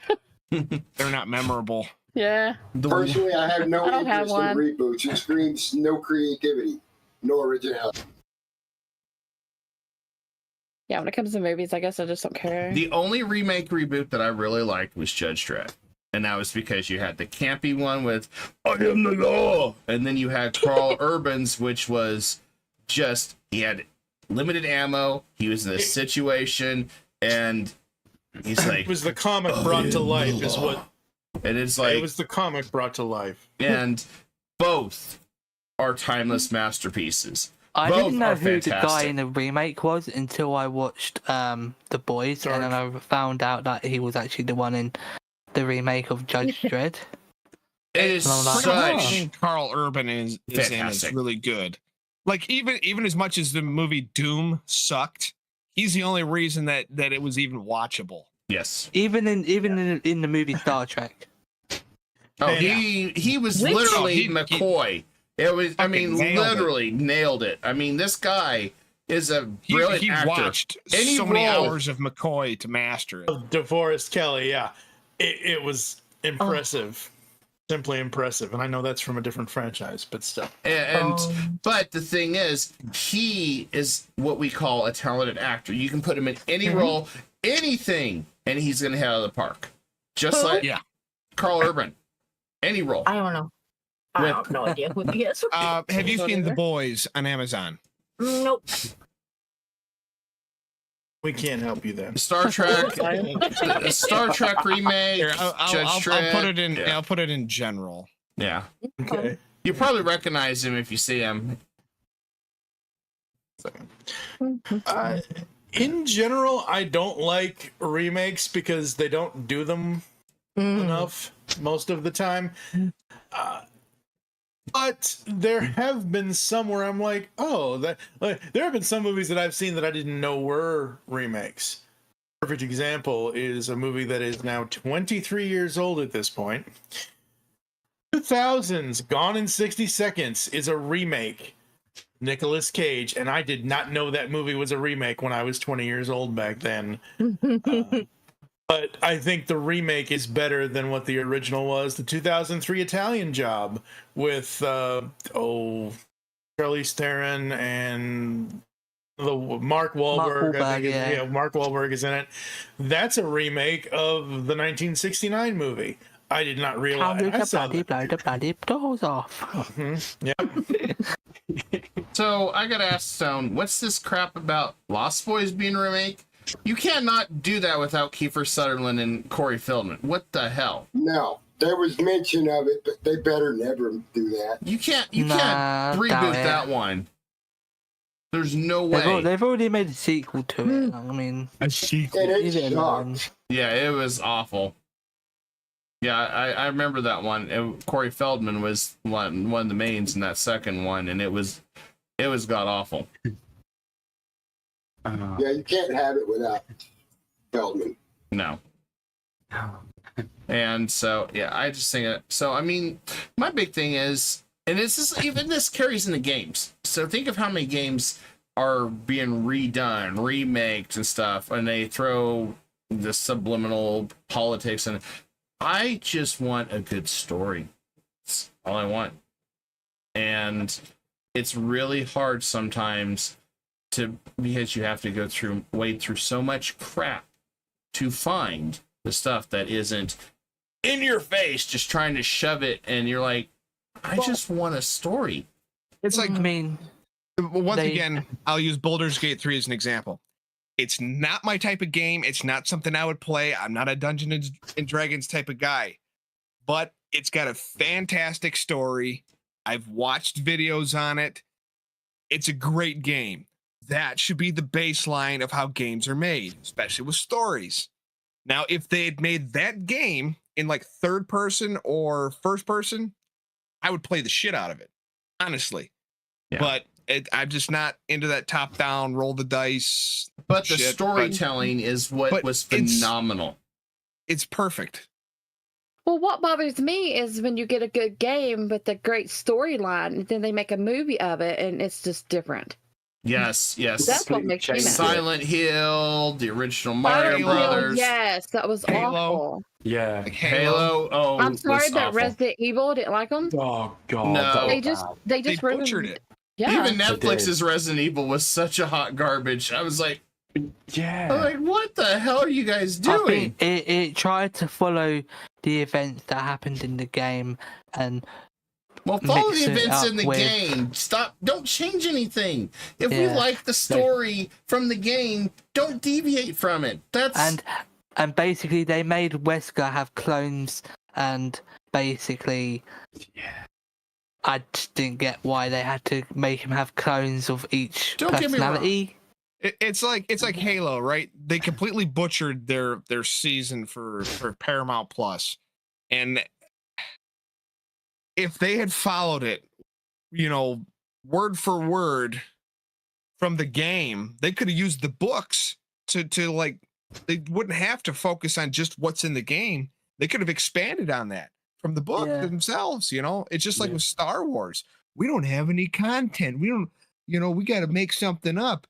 But yet you have thousands of pages and all these fucking books that you can get all this content from. Just they don't have that anymore. No, they can't. They got rid of the expanded universe. They cut it out, so they have to make up their own shit now. Well, so let's go back to The Force Awakens. Let's go back to that one. They were trying to do A New Hope. I get that. They were trying to do it over. Mm-hmm. But you know what would have been better? And I'll just say this. A story of Finn and Rey, both people that are Force sensitive, that come together to take on a descendant of the Skywalkers that's went batshit crazy. And so they find Luke. Luke trains them both in the Force, and they have to work together to fight against the Empire. And Luke comes out of retirement because he was hiding, because he was afraid. They could have done something like they did in the EU, where he was afraid to face Jason Solo because he would fall to the dark side and not return. He could have done something like that. That his nephew went too far that he knew he could not face him. They should not have made Rey a Palpatine. They should have made her a Kenobi. Like maybe he had a secret love child sometime in the Clone Wars, and then the descendant of that love child is Rey. That would have been so much more to the plot than, oh, you're a Palpatine. But instead, they turned Finn into a comic joke that, after the first movie, really was irrelevant. And I loved that character. I thought John Boyega did a great job. And they basically, unfortunately, turned Rey into a Mary Sue that could do everything. And there was no story at that point. And then they turned iconic characters that you know and love, like Luke Skywalker, into a bitter old man. And even you can see Mark Hamill during the interview. He's like, turned him into a bitch. He's like, he didn't like this because he knew how much Luke meant to all those people, because he was an inspiration for being a hero, just like Batman or Superman or, anybody in the Marvel universe. So that's the problem that I see with a lot of these movies. And they step on our traditions. See, John Boyega's character, Finn, should have been basically Kyle Katarn. Because that's how Kyle Katarn came to be. He was an ex-stormtrooper that was Force sensitive and turned against the Empire. They should have went that route with him. Made so much more sense. And I know that we're all... I will say... Go ahead, Mike. Go ahead, guy. No, go ahead. And I know that we all have different tastes in movies, but I think that's one thing that brings even our viewers, even those in the panel, is the story. You could have the worst CGI, 100%. The worst acting. You could have it be a C-rated film that's a budget out of somebody's garage, and if they at least tell a story that just immerses you, that's all we want. That's like with gaming. That's the problem. I remember when films used to... It's like with gaming. If you can have the shittiest graphics ever, but if you got a good story and the gameplay is good, I don't give a fuck about how the game looks. I don't give a shit if I got 30 frames per second or 60. I don't care if it's realistic 3D or, blocks like Minecraft. I don't give a shit. I remember when games used to make where films used to have the film, and then basically after the film they would make a game which would basically take place after the film, and then you basically play through the game and it would basically make sense after the film, basically, but they don't do it anymore. Wait, what? Yeah. Oh, I didn't follow that. Mouse confused the hell out of me too. Yeah. What? I'm basically saying they used to make films and then make the games basically that take place after the film. After? Yeah. After. So it's basically I don't know what these Cite call some it. examples, because Yeah. I'm so freaking lost. I'm confused. I don't know. I can't even think of a game that was based off of a movie. Me neither. That's why I'm like, what is he talking about? Well, Mouse is looking it up. What were you gonna say, Mike? So the thing about I mean, Friday 13th was. Oh, well. there is that. The thing about certain movies and certain games and certain mediums is that movies are generally have a finite time, anywhere from 90 minutes to just over 2 hours, let's say 2 hours and 20 minutes or whatever. And that's a finite time to tell a story. Yeah. Cartoon series like that had, like back in the 80s when it was syndication, you had 65 episodes to tell a story. Okay, as long as you're not doing episodic and you're actually telling a continuous story, great, fine, whatever. The problem is Hollywood used to be about the art. Hollywood hasn't been about the art. Hollywood has been about the business and trying to make the money for years. And the crazy thing about Judge Dredd, the one that apparently everyone either doesn't like or doesn't care about, the old Stallone one, is I remember about a month before that hit theaters in 95. The movie novelization hit bookstores. The movie novelization of the 1995 Judge Dredd is better than the film because the book gives you more context to the rest of the story. The movie is okay for what it is. It's a bad movie that some people might like. I still like it every now and then. I don't watch it very often, but the point is that it was so different back in the late 80s, early to mid 90s when we would get movie novelizations literally weeks before the movies hit theaters, and we could basically read the entire plot of the movie plus a whole bunch of other extra stuff. And nowadays they just don't do that. Sometimes they might do a prequel video, like if a movie comes out. I can kind of see what Mouse is saying. Yeah, that's what I meant. Yeah, basically. Yeah, let's say, so we have what is it? Is it Jedi Survivor and is it Jedi Survivor and Fallen Jedi, or Fallen Jedi and Jedi Survivor? Jedi Fallen Order and then Jedi Survivor.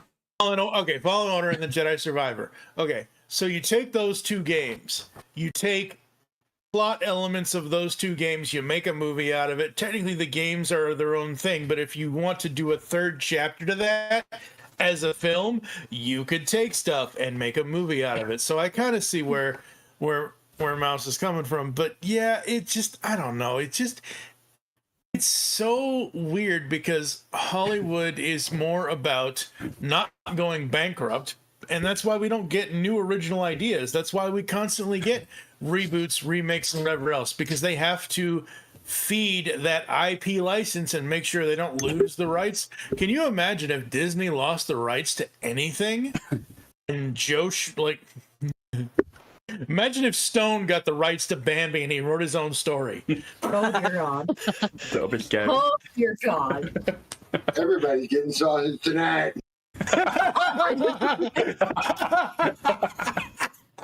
I knew that was gonna happen.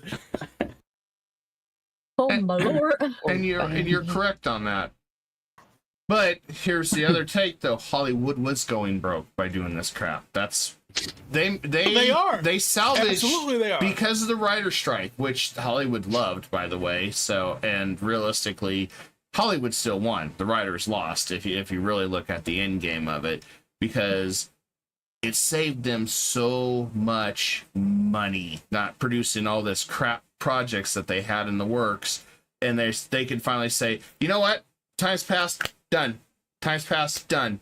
They canceled Velma, which was an awful Scooby-Doo Oh, they actually remake. cancelled that? Yes, they canceled that.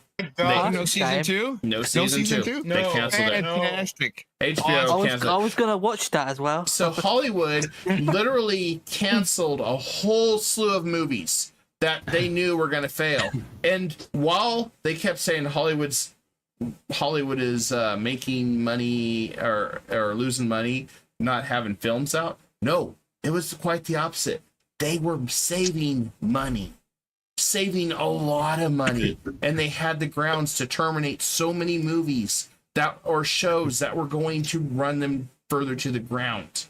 Now, the other part of it is the way they've changed things now. Writers have to write. The part of the thing they don't realize that was part of that contract, it's no longer going to be writers are a dime a dozen. You're going to have to fight for your place and write damn good scripts and stuff.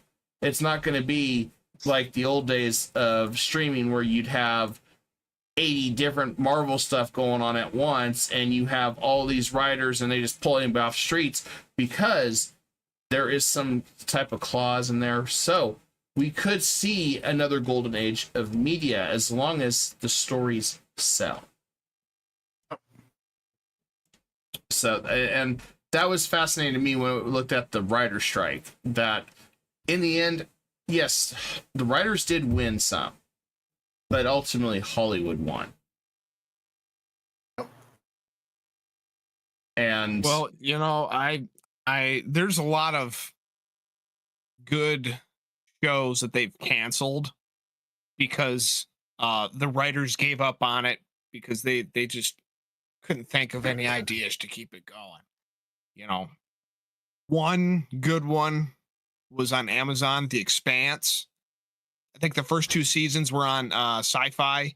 Then seasons 3 through 6 were on Amazon. Great series, and they've got books and stuff, so you got plenty of content. The books keep going, but it stops at season 6, and it's like, we don't get a lot of good, you know, space, you know, shows and whatnot outside of Star Wars, you know. And this, there's no force or lightsabers and stuff. It's real people with real problems, and you know, a galaxy of shit. But that's just one example. I mean, Netflix had one too that only went like 3 seasons, but once again started off on the Sci-Fi Channel and then got picked up after like the first season. Oh, did you see this? So Paramount, because Paramount owns Star Trek and whatever else, they took all of Star Trek stuff off of every other streaming service, including Netflix and Hulu and all that, and they put it on Paramount Plus. And then they take Star Trek Prodigy off of Paramount Plus. We didn't know where it was going to go. And now, guess where it's going? Netflix. It's going back to Netflix. That's odd though, because the original series of Star Trek is still on Netflix. yeah, the very old one. Yeah. Yeah, Yeah. Okay. But what I'm saying, okay, but generally, The newer stuff. You're talking about Next Newer Generation, stuff. DS9, Voyager, all that's that Paramount. got removed. Yeah, all of that got. The original is past copyright protection. Yes. But so one thing, so one topic to push it towards Mouse and Darkblade here. oh, Mouse, Darkblade, since you guys have the BBC. yes, Doctor Who, yes. Yeah. Doctor Who. your thoughts on it? I'm looking forward to the special in November. I know that's And- a big popular show in the UK. Yeah, it is. It is a popular show, yeah. It is. But if you looked at the ratings, once you lost Matt Smith, and then Peter, I can't think of his last name, he held it together a little bit. But Capaldi. Yeah. once you... I'm not even a Doctor Who fan, and I know it's Peter Capaldi. I knew his first name. I started to see I couldn't think of it. But anyway, what I was going with is once you went to the Chris Chibnall era, and Yeah, we don't went talk about him. And when you No, went to we- the... So you guys both are not happy with the last Doctor Who then, the last 2 seasons. I mean, Jodie Whittaker was an okay Doctor. you know, nothing towards a female Doctor, but you know, she did what she could, but obviously wasn't good enough for the ratings. But I'm happy Russell T Davies is back. Yeah. So, what overall your thoughts then? Correct me if I'm wrong, as you're saying that you thought it was hot garbage too. Not garbage. only season 13 and 12 was when Peter Capaldi and Matt Smith was doing it. I think it was a brilliant. Even if people didn't like it, it was something I actually really enjoyed watching, and I'm happy to see David Tennant coming back as well and all the other stuff. And overall, what's some of your input too, Dark? I've only watched a certain amount of Doctor Who. As soon as certain like main characters went out of it, and then as soon as a female, I watched some of Doctor Who when the very female character popped into it as Doctor Who. I didn't really mind her playing as Doctor Who. It's just the fact that to me, it just got a little bit boring, and I just stopped watching it, to be honest, after a while. So my thoughts, because I was big on Doctor Who, David Tennant and Matt Smith were my favorite. Aside that he's coming back for 3 episodes, I wish it was longer. Honestly, they needed to save the show. They honestly need to really save the show. But my thoughts with that, too, is Jodie Whittaker could have been a fantastic Doctor. It was the script. It was the scripts the entire time. It was, yeah. And there was no marketing either, and that's what really annoyed people with Chris Chibnall, because he never did marketing at all. He thinks, oh yeah, let's just keep it a secret and all this other stuff. Well, and think of it like this: that story that they did, where they destroyed the Time Lord, and the whole story of Doctor Who, Timeless Child, with that Timeless Child crap, that was massive retcon that pretty much just bulldozed anything you knew of Doctor Who for the last, even before the return of it. So the last 12 seasons back in the 70s, I think it was. Yeah. They completely demolished all that. Also, I don't know if you guys heard, but we are actually getting all 800 episodes of the original series of Doctor Who. Did not know about which I'm actually looking forward to, because I've never actually watched the original episodes. And I definitely, if you ever want to watch a good show, and I can see them on Amazon Prime, I think it may be on Netflix again, I don't remember. But season 1 with Chris starts with an E, I think. Eccleston? Yeah. Wasn't bad, but once you get past season 1 and you hit season 2 with David Tennant, it's freaking fantastic. Yeah. And I highly recommend it. It's more sci-fi, where they travel through different worlds, go back in time. So they may see the Earth destroyed in 2400 AD or something, and they go back in time to Queen Victoria. There's a lot of time travel, and it's a lot of science fiction, but it's really good. And I highly recommend the originals. I mean, so what I mean by the originals is the one with, what's his name? The very first Doctor. Right, the original 70s ones, I think it was. Yeah. So they're bringing all 800 episodes of them back to BBC iPlayer. So for people who haven't actually watched them, can actually go there on the 1st of November to actually watch them, which I'm actually happy about.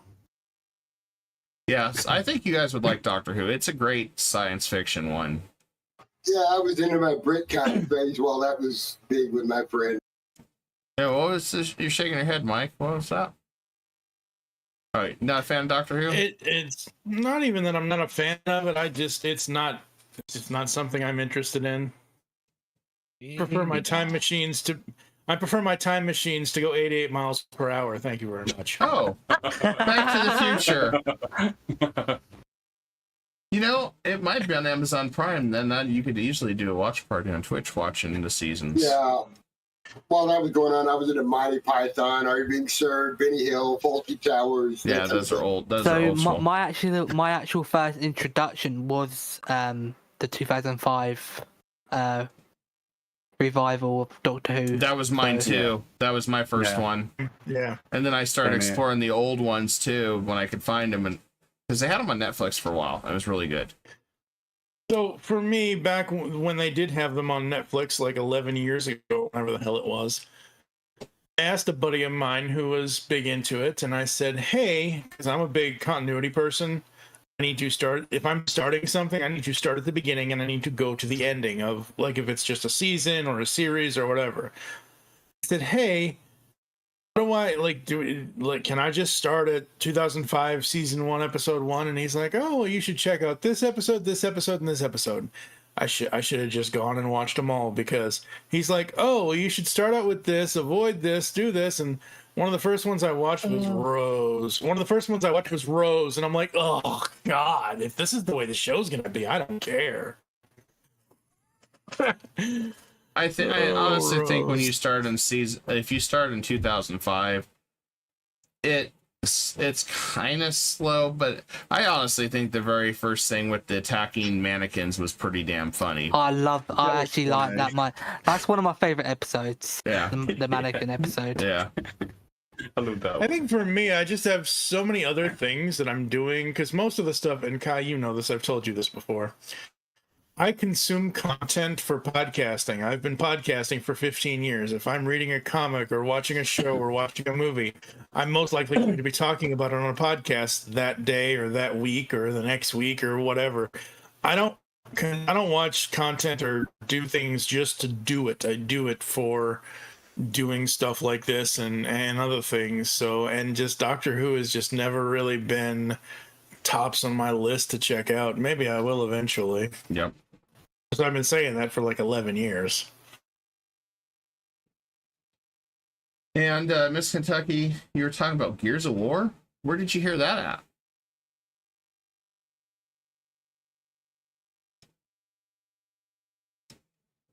Uh-oh. Did we Anyone? lose her? Did we Hello? lose her? Hello? Are you here? Kentucky. She's here, I believe. Yeah, She's typing. Late? Yeah, I see her typing. She's typing. Yeah. She's talking Yeah, about Gears of there's- War. Oh, I'm Yeah, sorry, I was muted. I was sitting here talking like Oh my Um, God. because I got curious if they ever made the movie, so I typed it in, and I don't know if you Google it, they say something about they're making a movie and Yeah, a series of it. Because I don't know if that's true or not. They're gonna get Dave Bautista to do yeah, Marcus. yep. Which See, he does look the part. Now, Yeah, what Netflix. Netflix is learning their lesson. So I don't know how many of you are anime fans here. One Piece. Or They, manga. they did good with One Piece. Yeah. I heard. Yeah, One I Piece. love that. Even some of the top hardline critics of Hollywood and Netflix and they're not into One Piece the anime, watched it on Netflix and they're like, this is I have to watch a it now. series of 2023. It's like, what the hell? And I haven't watched it either. And at some point I need to, because like Netflix, every show that they took, like Resident Evil, Cowboy Bebop, any of those that they did, they demolished them to the ground. It was crappy writing. But the only reason why One Piece still stood, from what I saw, was they had the creator on their ass, just like Nintendo was on their ass on Super Mario Brothers. And I feel like that's the only way you're going to get something correct. So whoever writes Gears of War has to be on them. So they're doing a adaptation of the series, for a live action movie, and then they're also going to be doing an adult animated series of it on Netflix. Oh, okay. So that's the 2 Gears of War projects they're working on right now for Netflix. Now, Netflix is smart. They are somewhat separate from Hollywood. And like you said, they've learned from their mistakes of fucking up. And in order for them to stay relevant, they need to do stuff like this. And I think now they kind of get it when they make live actions of, animes and video games, follow the fucking story or everybody's not going to watch it and piss on it. Yeah. Follow the canon.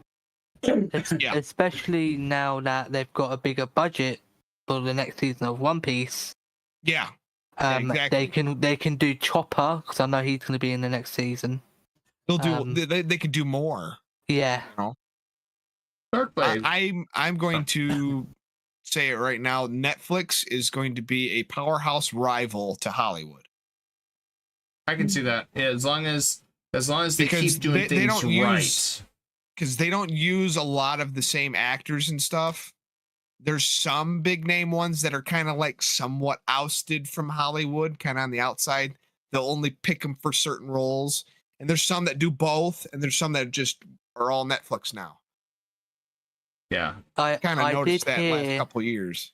I heard that they could be getting a big name for season 2 of One Piece for Netflix. Jamie Lee Curtis. Yes. Yep. She's expressed interest in playing a role. Yeah, that's and I know cool. who that might be as well. One of the doctors of Chopper, who taught Chopper to be a doctor. Yeah. So Yeah, she Darkblade. does look smart. Okay, go ahead and bring that up further. What do you mean by that? Since you got All a really right, question. so the question is, right, some movies, like, let me bring up, like, specific types of movies. Like The Lord of the Rings. They brought that out first, and then they completed that movie, the first one, The Twin Towers, and then, and then basically The Return of the King. But after when they made those movies, they brought out The Hobbit that came before The Lord of the Rings. That's what I'm talking about. So why did they bring out The Lord of the Rings first, but then decide years later to bring out The Hobbit that came before Lord of the Rings? Because people wanted to know about that character. Yeah, people wanted to know about that character, but also it's by the time they got to The Hobbit, they had all the technology, all the stunts, everything down. Lord of the Rings was a testing plot for The Hobbit eventually to happen. Yeah. Peter Jackson was able to basically recreate Lord of the Rings from the book. Yeah, they cut out a lot of stuff from the books. They had no choice. But you got to think of it this way. Lord of the Rings is 3 books. They did very well, and it was a masterpiece. And they didn't deviate from the script. It literally was Frodo and Samwise and all of them going to destroy the ring. They split off because of something that happens in the first book, for those that haven't read it. And then all paths still intertwine all the way to the end of Return of the King, which made it a really good story. It was like having 2 different side stories that made up the main story, which I thought was really good. Now, when you look at The Hobbit, the problem with The Hobbit was and correct me if I'm wrong, but I believe The Hobbit was only 1 book.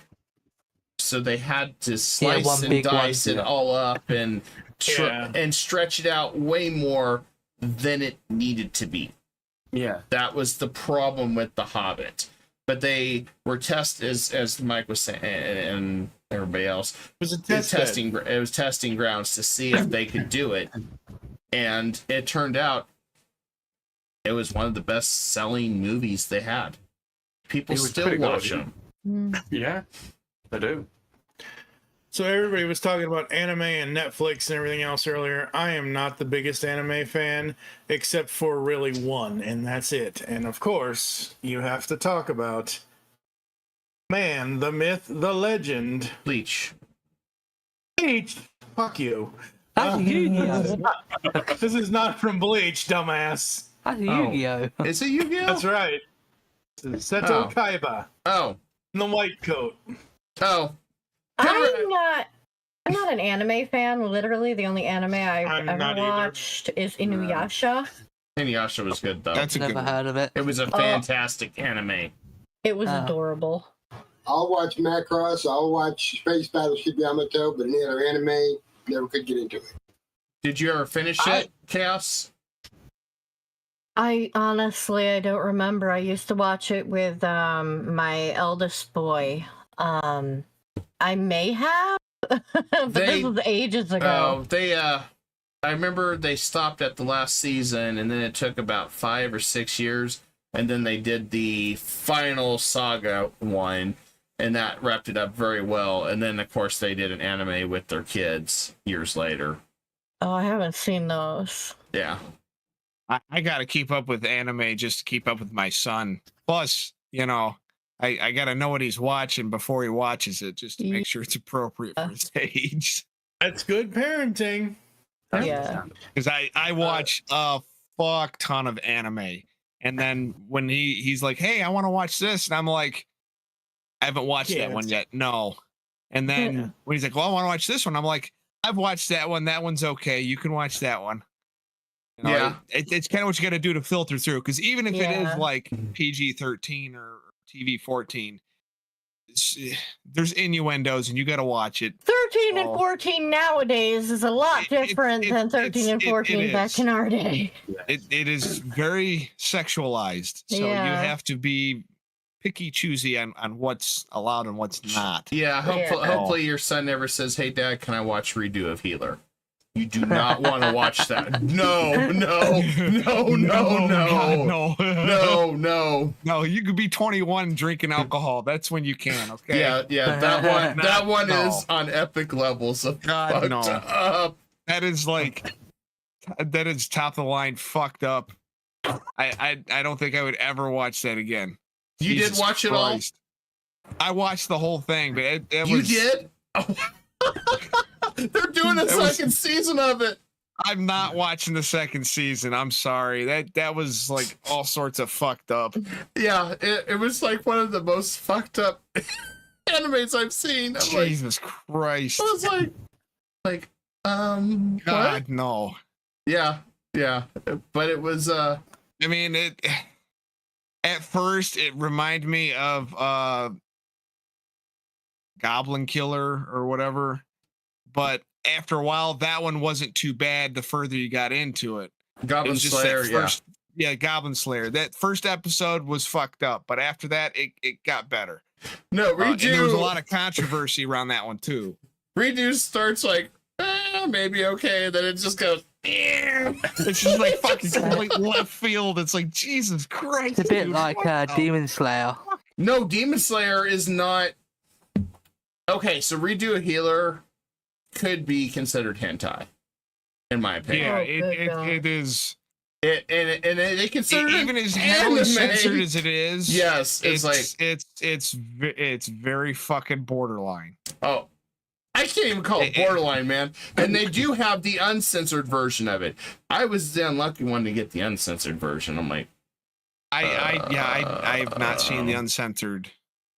I was like, what the hell? And this is why I do not do anime. No, there's a lot of anime. No, it's just there's a lot of good anime. Yeah. Wait, okay, now Vampire Hunter D, was that an anime or is that a cartoon? That is considered anime. Okay. That is I like that. That is a manga that became anime. That one's good. Robotech, Star Blazers. So what about Mousy and Dark? You guys been kind of quiet. Oh, Manga anime. I don't really. Did you say favorite anime? Did you say? Yeah. Well, this was actually my first ever anime I ever watched. Was Naruto. I could see Mine was that. Dragon Ball Z was my first. Dragon Ball Z, and then that was the first one I ever watched. And then Pokemon, and then I think when I got into like more modern anime, it was Sword Art Online is like one of my favorites of all time. My other one is Tokyo Ghoul.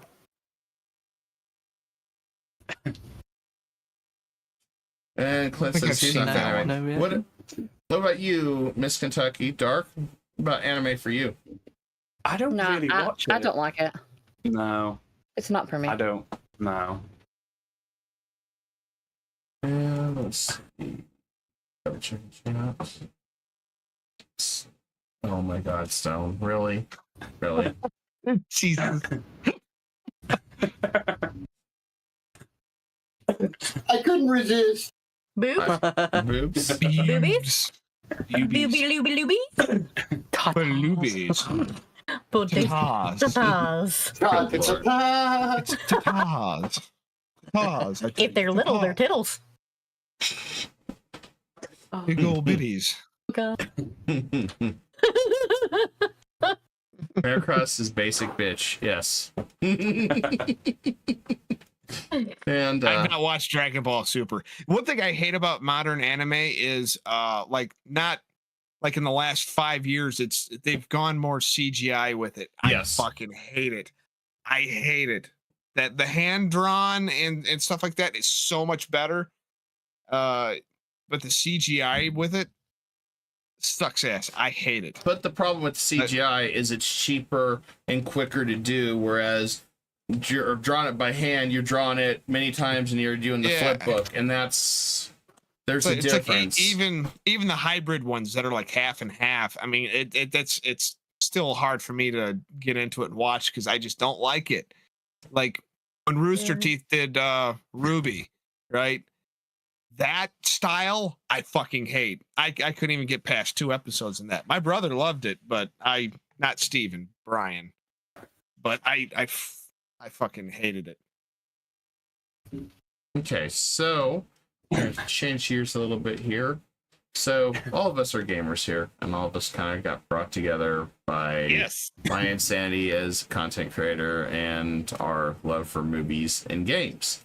So me and Ruggles have a pretty hard standpoint on things, and Mike, I kind of know where he stands a little bit, but I'm gonna. You think? But we're gonna go for some interesting questions for you guys next. Do you prefer AAA games, or indie games, and why? I prefer AAA. So you like giving them their $80 and having the Steam pile of shit? Yes. I I ain't got any shame for that. I no Hey, you can do that longer all you want. I don't care. I no longer support AAA games. I don't like the fact they keep recycling the same old fucking content Oh, you and mean selling it to us over and over you again. mean It's the Fallout in same thing. Space? See, for me, I've never played Fallout. Right? I've never played. I think the only Bethesda game I played was Obsidian. Mm-hmm. I think that was Obsidian. Oh no, the Outer Worlds. The Outer Worlds. Obsidian made out the Outer Worlds. That's the only one I played, and I never beat it. It's a good game. I never beat it.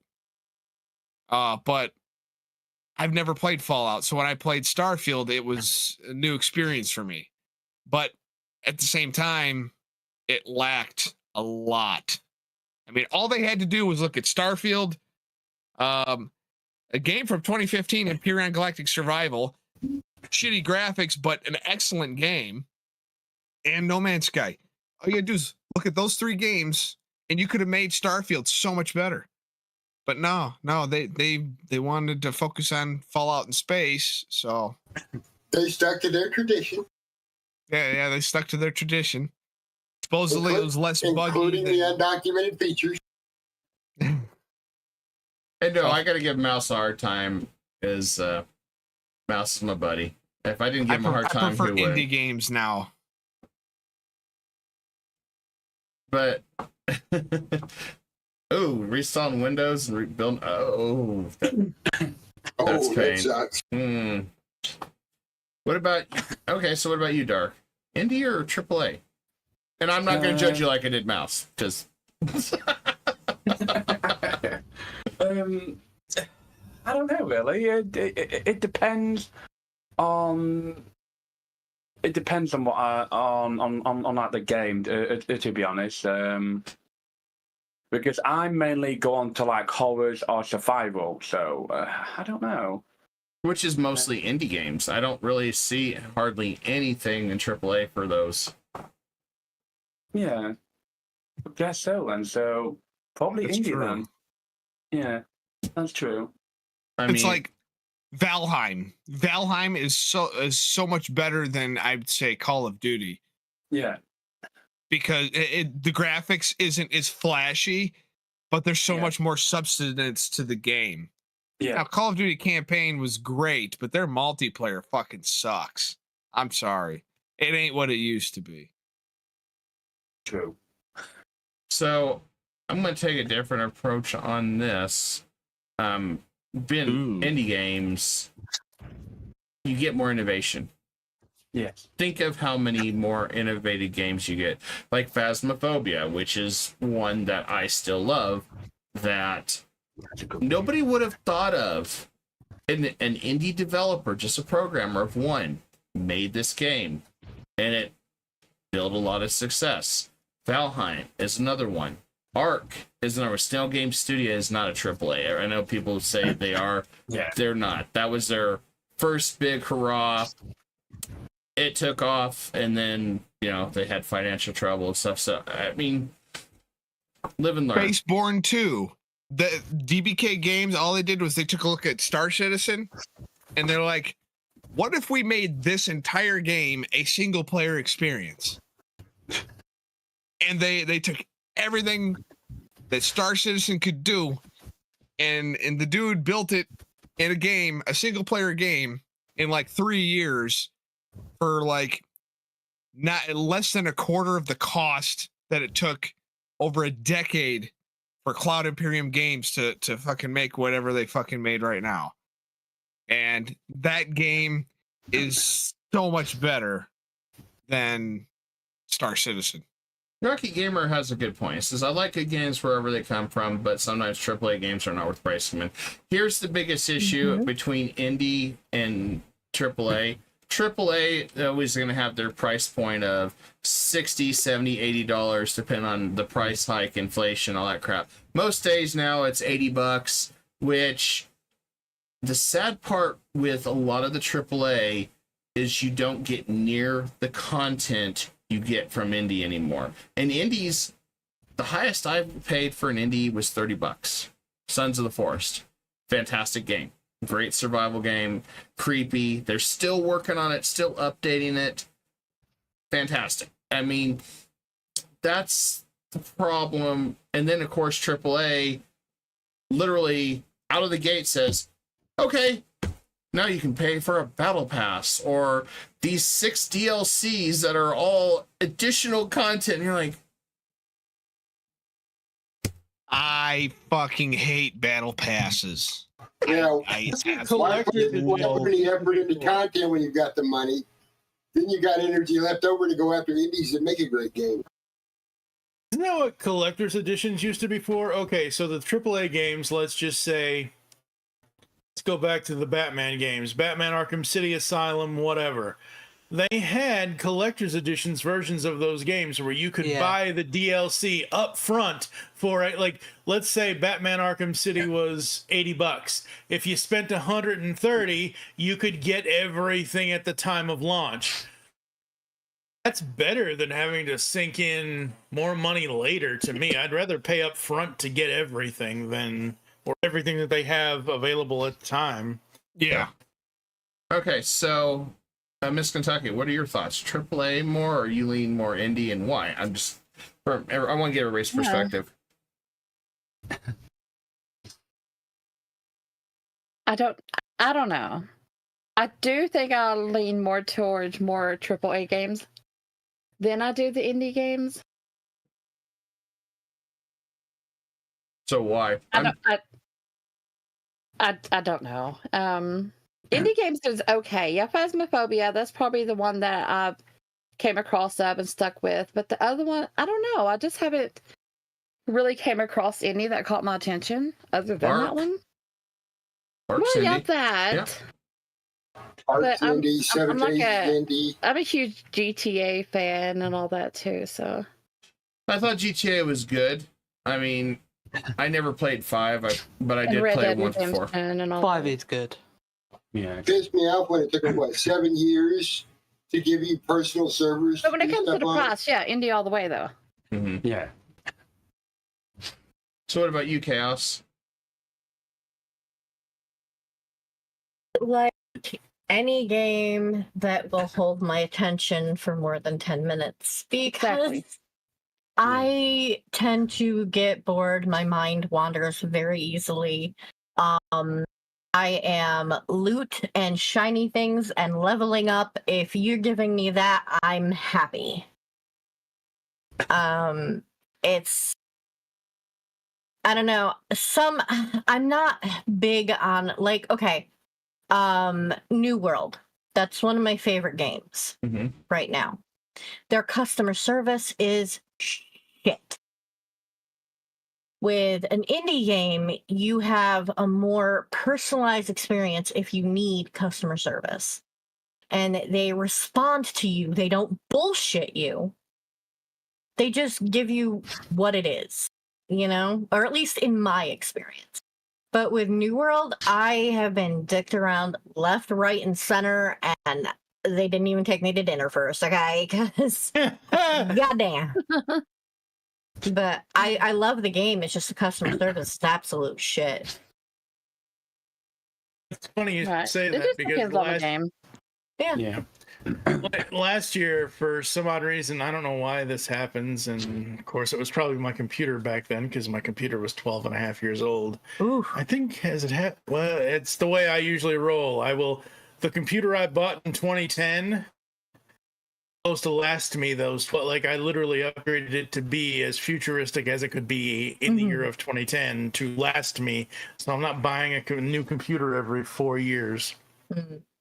Trust me, I don't need an election of computers. Thank you. Trust me, you didn't miss much, Ruggles. What? Oh, must have disappeared. I wasn't looking at him. He disappeared. He just fucking disappeared. But last year, something happened because I've been playing GTA 4 since it was out. 2006, 2007, somewhere around there. Yeah, about 7. Yeah. Well, I had to put in a support ticket to Rockstar. And the first thing, when I got the email back, they're like, we haven't had a support ticket for GTA 4 in years. I said, yeah, I know. I'm sorry. It was some glitch in the game that had happened. And I was like, how do I solve this so I can just keep on playing? And I don't play video games. And I know Kai was going to get to me eventually. But I don't play video games now to, like, you guys are streamers. And I don't do that. I do it for basically emotional unloading.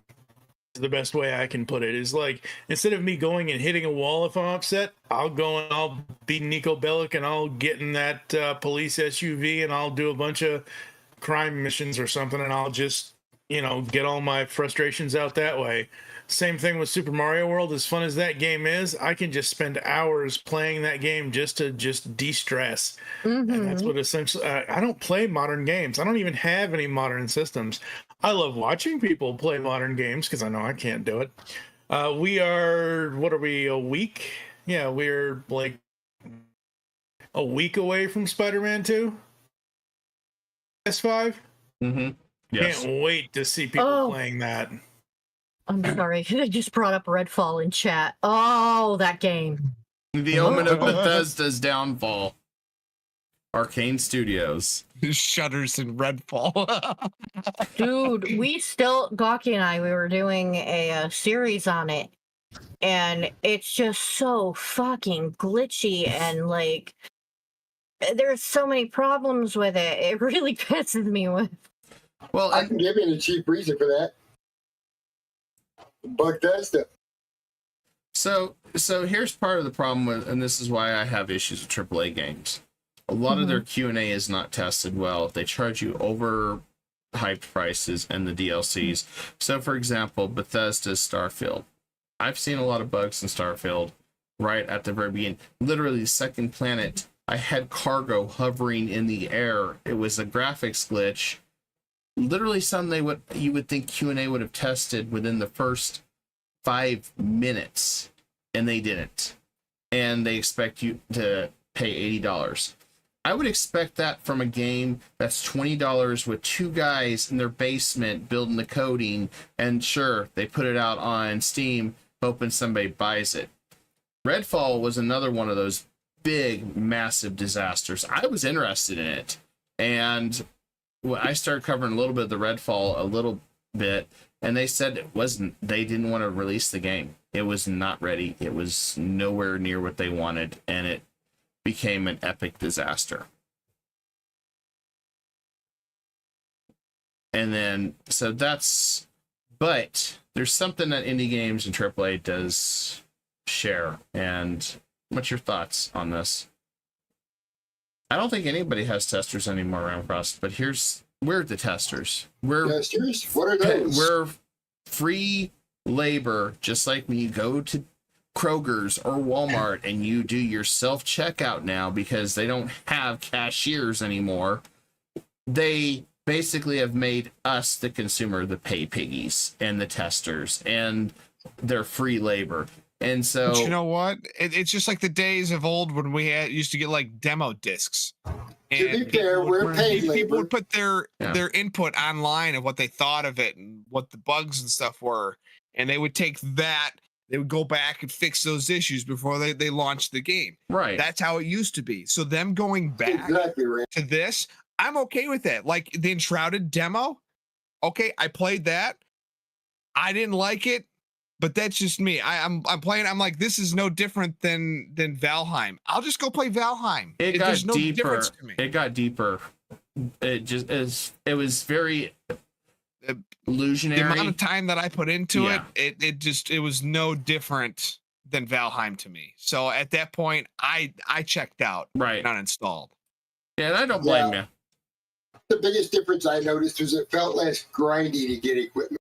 And exploring, you found unique weapons. We found a ton of unique weapons already, and the grappling and the gliding stuff was a lot of fun. But, and this goes to everybody, because Zolas and I talked about this, and I think you were there too, Ruggles. Don't you? And this includes indie games, because they have to be accountable. At a certain point, don't you believe there should be consumer protection against AAA and indie games? If they are promising a product and they fail to deliver, should they not be held accountable? They should. And I say that because they always under-deliver and underperform every goddamn time they release a game in the last 10 years. It never goes without failing. It's very rare you find, your Baldur'sgate 3s and games like that. Like, for example, in order to beta test Call of Duty Modern Warfare 2, you had to pre-order the game. That's bullshit. No, let us play the beta or the alpha and let us decide whether the game is worth buying or pre-ordering or not. That's why I always wait for even the with beta to become open rather than. It's like with Battlefield. You could play the like a 2-hour demo before purchasing it, which I'm okay with that. I mean, that's okay, but don't make us have to buy the game in order to play a demo. That because it's the thing, like right now I think, and I could be wrong about this, but I think if you buy a Pixel 8 Pro, which is the newest hottest Google Pro phone, there's a feature that's coming later, so you're buying these things based on what's available now, not on the base of the potential promise of what may come later. And if the company fails on that promise later, then they still got their money. They still got their money, but yes, they should most definitely be held accountable, because if they're going to tell us, hey, you can, whatever the newest, latest Nintendo Mario game is, you can quadruple jump, blah blah blah blah blah blah blah, with fireballs and Starman and everything else, and all of a sudden Starman's not in there, then you're screwed, and you're like, Nintendo, why did you screw up? Like always. Well, I do think inflation is coming up. With inflation coming up, I didn't finish that sentence. With inflation coming up, even look at Burger King, McDonald's, all those places are now finally getting hit with lawsuits that you didn't see before. Of course, the winners are always going to be the blood-sucking lawyers, but you remember that nice, big, juicy Whopper you see at Burger King, and when you get it, it's like all squished together, and that's your $6 like burger. Shit. And I know it's marketing, but your marketing is what pulls them in. Or Anthem, for example, those trailers, that gameplay they had when they first did it, and you see this living, breathing world, and literally when you start, it's like, what? Where's the game that I was sold? It's like a bait and switch. Yeah. Anthem, Blue Cross and Blue Shield? Really? Anthem was an EA game. I actually liked Anthem to a point, but I liked more the free roam play with friends portion of it rather than the story and all the other shit. That was kind of a letdown. But me and Zolas used to hop in that, and I would be the melee character, and he would be the bulky one, and now we had a blast just roaming around, blowing shit up and all that. But other than that, yeah, it was kind of a bait and switch. You know, I was looking for something like that, fucking Iron Man suits, and you know, I could choose to do melee combat and power moves and shit. Hell yeah, sign me up. But nope. And Miss Kentucky, yes, I'm gonna let you two go as well, as I'm trying to get everybody a chance to speak. So your thoughts on the consumer protection with these games? Oh, I think that the, as you so eloquently put it, blood sucking lawyers.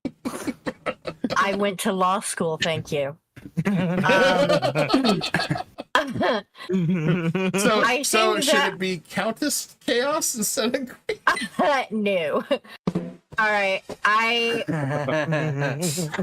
like Gawky said, there isn't a precedent for it. I think that there are a lot of attorneys that are just sitting on their fucking thumbs and twiddling around because there are so many people. There can be such a huge class action when it comes to this kind of thing with any of the games, like especially the newer ones, that like Starfield promised so much, and I literally could not make it through the fucking tutorial. I was bored to tears. Literally hated it. And yeah, well, I don't know about they're afraid to take the developers on. They're just I guess there's not enough money in it for them because they're afraid it's going to cost more than they can win. Well, of course. And I mean, well, if you go class action, that can be a pretty big win. Yeah. For the lawyers. Right. But you're also yeah. But you're also looking at $100. that's what you're looking at though, is that the people like for it to actually be quote unquote policed, you know, being, you know, enforced, like false advertisement, you know, you need a refund because that's false advertisement. You're giving me a completely different product than I had ordered. They should be held accountable 100%. However, there's certain things in law where you, like, if somebody gets into an accident or whatever, okay? There's a literal math chart with age and like how much like productivity a person can have in their lifetime, and that equates to a financial amount. And so there's, you know, there's like pain and suffering, there's mental anguish, there's everything like that. But with a video game, you can't really put those in there because if you're saying, you know, oh, well, this caused me mental anguish. Okay, yeah, I get that. As a gamer, I fucking get that. But as an attorney who has never sat behind a desk and started playing a game, they're not going to understand that. A judge that is older than sin is not going to see that as something that's applicable to, you know, this genre. So it's going to take a handful of really freaking motivated attorneys to actually get any action on this. So you're saying I should have went to law school, then I could have just sued the shit out of them. Got it. No, I went to law school. I can't sue the shit out of them. Nah. What we really need is a bunch of crusaders like what got the first judgment on the tobacco industry. Yeah. Takes a lot of money though, because here's the thing too. Well, I with mean, lawsuits. if you get a bunch of like big creators together, right, and they open up a class action lawsuit with some lawyers, that's where you'll start to see the change. But as long as the big creators keep sucking the teat of all these AAA games because they're getting money thrown at them, it ain't gonna change. But here's the problem too, Ruggles. Depends on your judge, because depends on if it goes to trial. You got that, and if you lose the case, then they're going to want to charge you to pay for their legal fees. So there's the challenge there. So are you going to take on EA and sue them and deal with their army of 100 lawyers that are, ready for battle? Or are you just going to say hell with it and either still keep buying it or not buy it? I mean, you have two choices. I mean, a boycott would be the best way. But silent boycott, but because you can't openly announce it because you can get sued for that too. So, correct. You have to be really careful on all that. I mean, but it just takes people being smart with consuming. But I do believe that there should be more consumer protections. Yeah. Absolutely. Well, I think that the best thing you could do is like write your congressman or representative. But there's like the problem. Bill in Congress and make it law. That's the only way around it. Chaos knows exactly where I'm going with this one. I'm sorry. It just popped into my head. The schoolhouse. Schoolhouse Rock. Yep. Sorry, when you were talking about all I could see is that little Bill dancing up the stairs. You want to know a funny thing about that little Bill? Oh God! Became a law, and they are both now Funko Pops. They are now both Funko Pops. Oh my They God! are coming soon. Yes, they are. That is amazing. When she said I couldn't help it, it popped into my head. All I could think of was, "What did you do?" But here's you're right about Starfield's like, Miss Kentucky. The tutorial was boring as hell. The main story was chaos. That was me. Yeah. That was chaos. Yeah. Oh, Jesus. I gotta pay more. It's hard to tell who's talking when you're just a bunch of pictures. Well, it's like you said, it's the main story sucks. Mm. That's why I've got like 75 hours into the game and I'm barely even halfway through the main story. I got bored. I don't play the main story. I play the side quests. The side quests are actually a little bit more fun than the main story. The one thing I don't like is they give you an option to be a bad guy, but you can't do bad guy things. Everybody's fucking goody two shoes on there. All your romanceable companions and everything. It's like, fuck. What's the whole point of putting, gangster on there or the ability to be a pirate and shit like that? They said you had it, but they didn't back it up. Yeah, you could have those background traits and shit, but you can't do anything with it. But But I was gonna refute some with you, Ruggles. Problem is, you're talking about go right to your congressman for a bill and all that. What do you have in office? Do nothing people that do nothing. A bunch of they sit there and argue and fight like children. And a bunch of 70, 80-year-old people that have never touched a video game probably wouldn't even understand it, because look at what they've done with all the bills regarding music, copyright, everything else over the last decade. Signing these bills, and a lot of these bills were bogus because they didn't understand what they were voting for. They understood what they're voting for because they got a briefcase full of cash. Well, I mean, or you can just wait till they die in office, like, the last couple. Oh, yeah, 90 years old, like, what the hell? 90 years old, getting pushed around in a wheelchair. All right. You're going to have to vote this way, okay? All right. So, I saw that and I just face palmed. But yes, I know what you're talking about. It's like, Jesus Christ. I mean, how old do you have to be to serve? You need fucking term limits. Get younger blood in there. But you my know? point Yeah. is, they don't understand video games or that But stuff. if you get younger people in there and have term limits, you can get that. But that takes money to do. That's which is the same problem with because right now you get the lawsuits. same problems on both sides of the political aisle. You get a bunch of old people in there that could die at any moment. They're pandering to the lobbyists that can pay them the big money. Yeah, and yes, it's the retirement home. You want to get that nice cushy job because you literally retire there. Just put, to take this away from the politics, but still talking about the bills and the laws, I just put the images of the glam shots of the Funko Pop bill and law chase in the general chat. Oh, I saw it. Yeah, I saw it. That's hilarious. It's awesome. But That's great. And that is. But the problem with it is, we're talking politics here. You're still wanting change for consumerism, and that's. What was that? I don't know. What? Sorry, I heard a noise. Yeah, that. Okay. Okay. Pong is king and a Doyle rules. Yes, a Doyle rules. A Doyle rules. Oh, jeez. Doyle sucks. But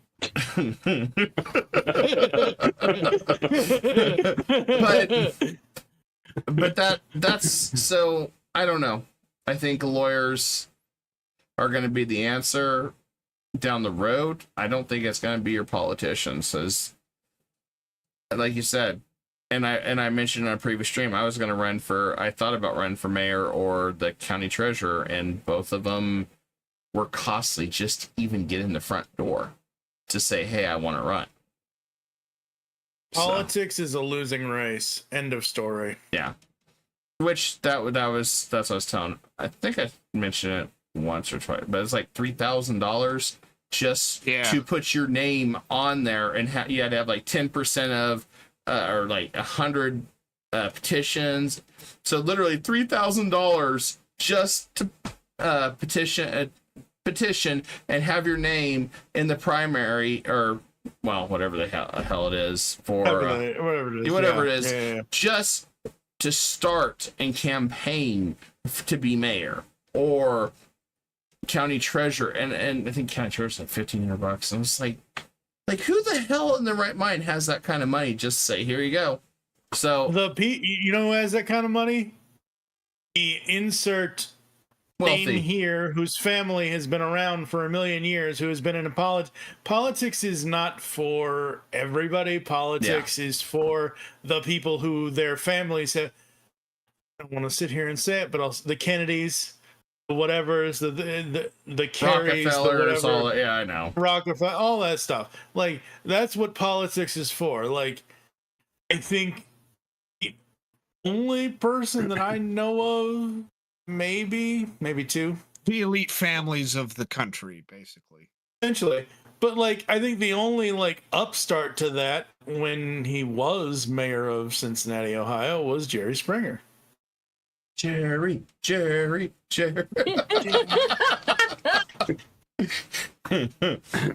He'd have my vote. Man, You know what I want to know basically now? what it is right now. I would love to see what's going on in the Jerry Springer show, either upstairs or downstairs. Because right now, Could you imagine or the West Wing. Could you imagine a Jerry Springer in 2023 right now? Just in general, a Jerry Springer of 2023. You'd be like, there'd be so many South Park memes going on from that. Oh yeah. I don't even like I keep up with local news via social media and things like that. I haven't watched a local news program in years. But when I'm keeping up on like national news, the only person I trust is John Oliver. I gave the fuck up on any kind of politics the Me day too. that they let the Dorito become president. Yep. No, I agree. I agree. I gave up on America. I agree. It's done. But yeah, I do want to see consumer protections, but I think we're in a. I think the only solution is to do like some of us have, where we don't buy stuff. I mean, I don't, like for me. Well, that's the thing. That's the only way you're going to show any of these insert Hollywood company here. And I say Hollywood company, meaning any film industry or any television industry or any video game industry or any comic book industry. The only way that we are going to be able to show them that we don't want whatever shit that they're pumping out is if we don't buy it. Yeah. If we're not spending the money, they gonna go broke and they gonna have to figure out something else. But that's a long road too there. Well, these guys know my issue with EA, but I'm not telling anybody else not to buy it. Well, it's just like, my friends always tell me, they say, oh, there's free games on Epic Game Store. I still won't have that launcher on my computer. I won't. Everybody else is free to choose what they want. But for me, because they started the bullshit that Xbox and PlayStation have on PC with its exclusivities, and then they started pulling indie devs that committed to Steam over to Epic Games, and they created this whole mess. I wouldn't support them at all. And that's my choice, because I feel like you were hurting consumerism. You want to better it? Okay, put it on both platforms. You want to better it? Price compete. Okay, Steam has it for $35. Put it on yours for $25. There is ways to do it, because developers supposedly got more money on Epic Games, so they could essentially be cheaper without exclusivity deals. And that's, I think the last time I cared about an exclusivity deal was when Dota was exclusive to one system and Darth Vader was exclusive to the other. Battlefront. Yeah. And I didn't even play, just the whole aspect of the thing of exclusive, so just give me what I want, and that's Was that it. Soul's Calibur? What's this? No. Oh, maybe it was Soul. Yeah. Okay. Soul Calibur 5. Maybe I don't remember. It was one of them damn games. It was a long time ago. I'm old, in case you didn't know. Yeah, we suffer from CRS. All right, I so can't remember shit. I haven't remembered shit since I was born. Well, you know what I'm doing? I am heading to bed. Good night, Mousy. It is Good night, Mel. in the Mel. morning.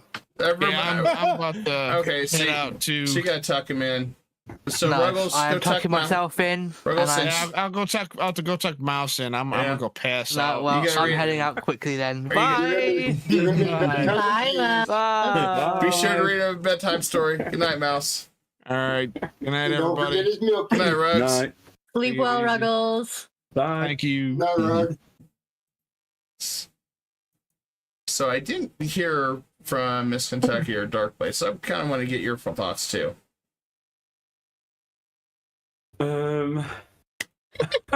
Politics isn't really my thing. I'm to talking be about honest. game consumerism, not politics. Okay. Protection. The The game protection. consumer. Yeah. To be honest, when you get games like Anthem and that is basically giving you false advertisement, telling you that the trailers is like actual gameplay, and then you get the game, and then all these millions of people who's buying the game who's expecting that sort of gameplay and graphics to be in the game, but then when you get it, and then you stood around in the game looking around thinking, where the hell is the graphics and where's the story and that's all going, and you don't get that basically that dedication of the developers. I think it's so wrong. They should not be protected. They really shouldn't. It's stupid. Well, Yeah. I think. So does there any protections in the UK at all for stuff like that? I don't think there is really, no. I don't think there really is. Only protection any of us get in that department is if they loot you up first. Yeah, I kind of got the same thoughts on that. Yeah. But I think, we should be able to test everything before we actually put our money in on it. Exactly. Yeah. I think that would solve a lot of problems, but then they couldn't do their bait and switch, or they couldn't do. I mean, the best thing like Steam. Yeah, but they don't have to give us the full game. Just give us something so we can see.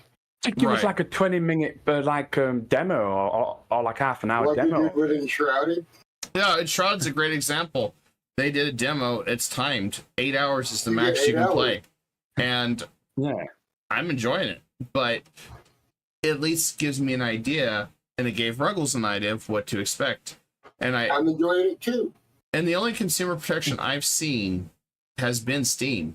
As long as you haven't played it for 2 hours, you can get your money back. So I played it, Wild West Dynasty, on stream for an hour, and I refunded. That was the worst survival city building game I'd ever played. And I was like, Stone remembers that I was like, is this for real? What the fuck Dynasty? I remember. Yeah, and I was making fun of the game almost the entire time. And the problem too is, okay, so look at most of us here are content creators. The thing too that is, we are usually the front line for testing stuff or showing how the game works and all that. Some games not so much, because they have, like, for example, Starfield, you had a 2-week embargo. You couldn't, even if you had it 2 weeks early, you had no way to show any of the footage or how it was going to be until the day you could start buying it. And I feel like that could change if they had just released it 2 weeks. It's just said you can't do any story. You have to only do the gameplay, the fighting, the building. And I feel like that would have been better. But I don't know. For me, I am exhausted with it. And that's why I stuck with indie, because it's cheaper. Starfield, I felt like, was my worst mistake. I did it for the channel, content creation. Yeah. But Empyrean and Conan are both indies. I play them more than anything else. Yeah. They're the most fun for me. And I mean, and Paradox has some good games, but they're one of the few AAA companies, but they do strategy. Like, for example, I may be picking up Star Trek, the strategy one. The new one. That's coming out tomorrow, and play it and stream that this weekend. So I'd probably be the Klingons. But of course you would. You cling on to everything that clings off. Maybe. Get that man some toilet paper. He's got a problem with Klingons. Yep. more like I like the surprise pop out a cloak.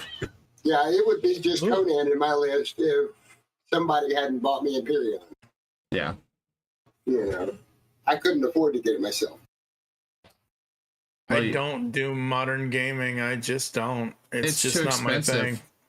It's too expensive, but also it's like, so you look at the well, your preference is your preference, and I'm good with that. Well, right? No, but I'm going to show you guys this.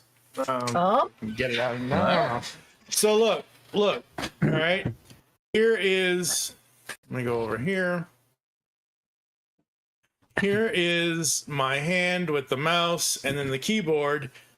So I have cerebral palsy. So I can't actually, like, these giant, this is why I don't do console gaming anymore, is because I go between the mouse and the keyboard like this with one hand. So I'm not doing modern gaming on any, like, system other than my PC. And I don't like modern games because they want you to do things that I don't care about. I prefer story mode over multiplayer. Ugh. I'm surprised you didn't pick up a strategy game, since you wouldn't have to use both. I don't do the RPG stuff. Like Crusader Kings 3, for example, you just use your mouse mostly. Yeah, Hearts of Iron or yeah. I don't know. They're games that really it's just games that make you think, but you can have some really insane events that happen, and it's all about the story. Yeah, I prefer mindless games like a Minion Rush on my phone.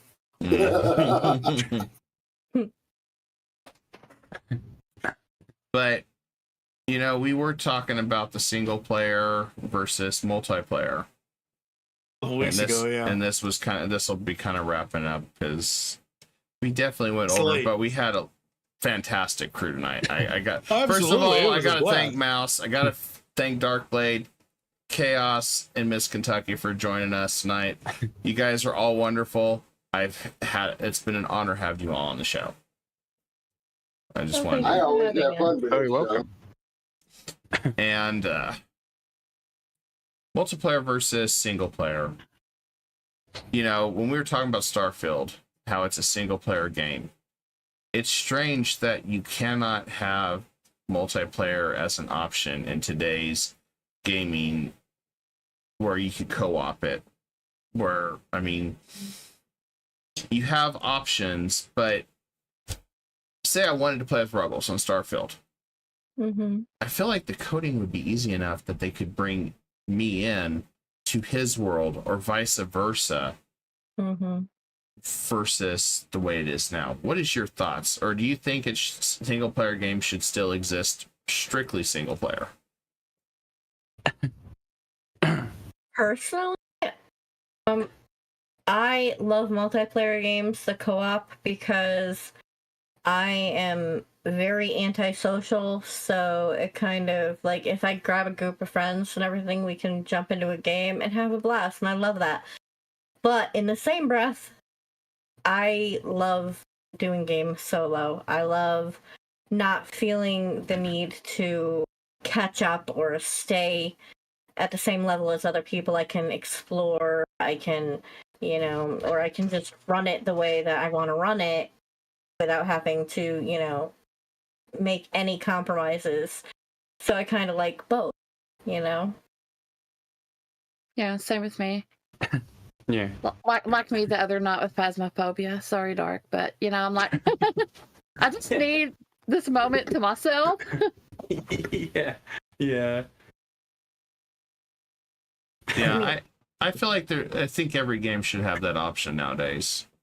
Yeah. It just single player or multi, because our technology is to the point that, and especially if they're all making us have to play online now, even with single player, then why the hell can't we just have that option?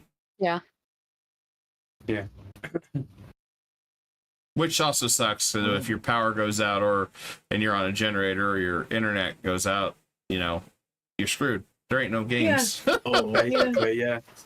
I'll come back next week and tell you about internet issues. Oh, You could still play. You could still play on that thing that comes up on the browser. That dinosaur. yeah. You make him jump. Yeah. I did that for like 2 hours when my net went down one day. I was like, Jesus Christ, touch grass, chaos, touch grass.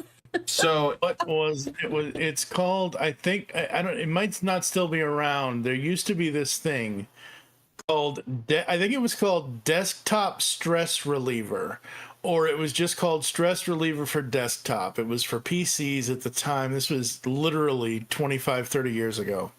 My mom found this at one point or another, and all it is this little game that basically you open up and it shows you your desktop.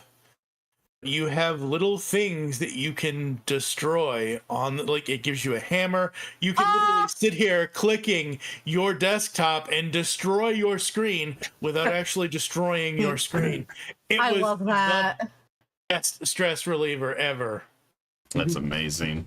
That is awesome. And speaking of which, Cass, I remember that when I was in college, I moved in. I still had a month before school started. And I was bored, and they said, "Oh yeah, you just gotta plug in your internet and it works." Well, it didn't, and IT was shut down for that whole week.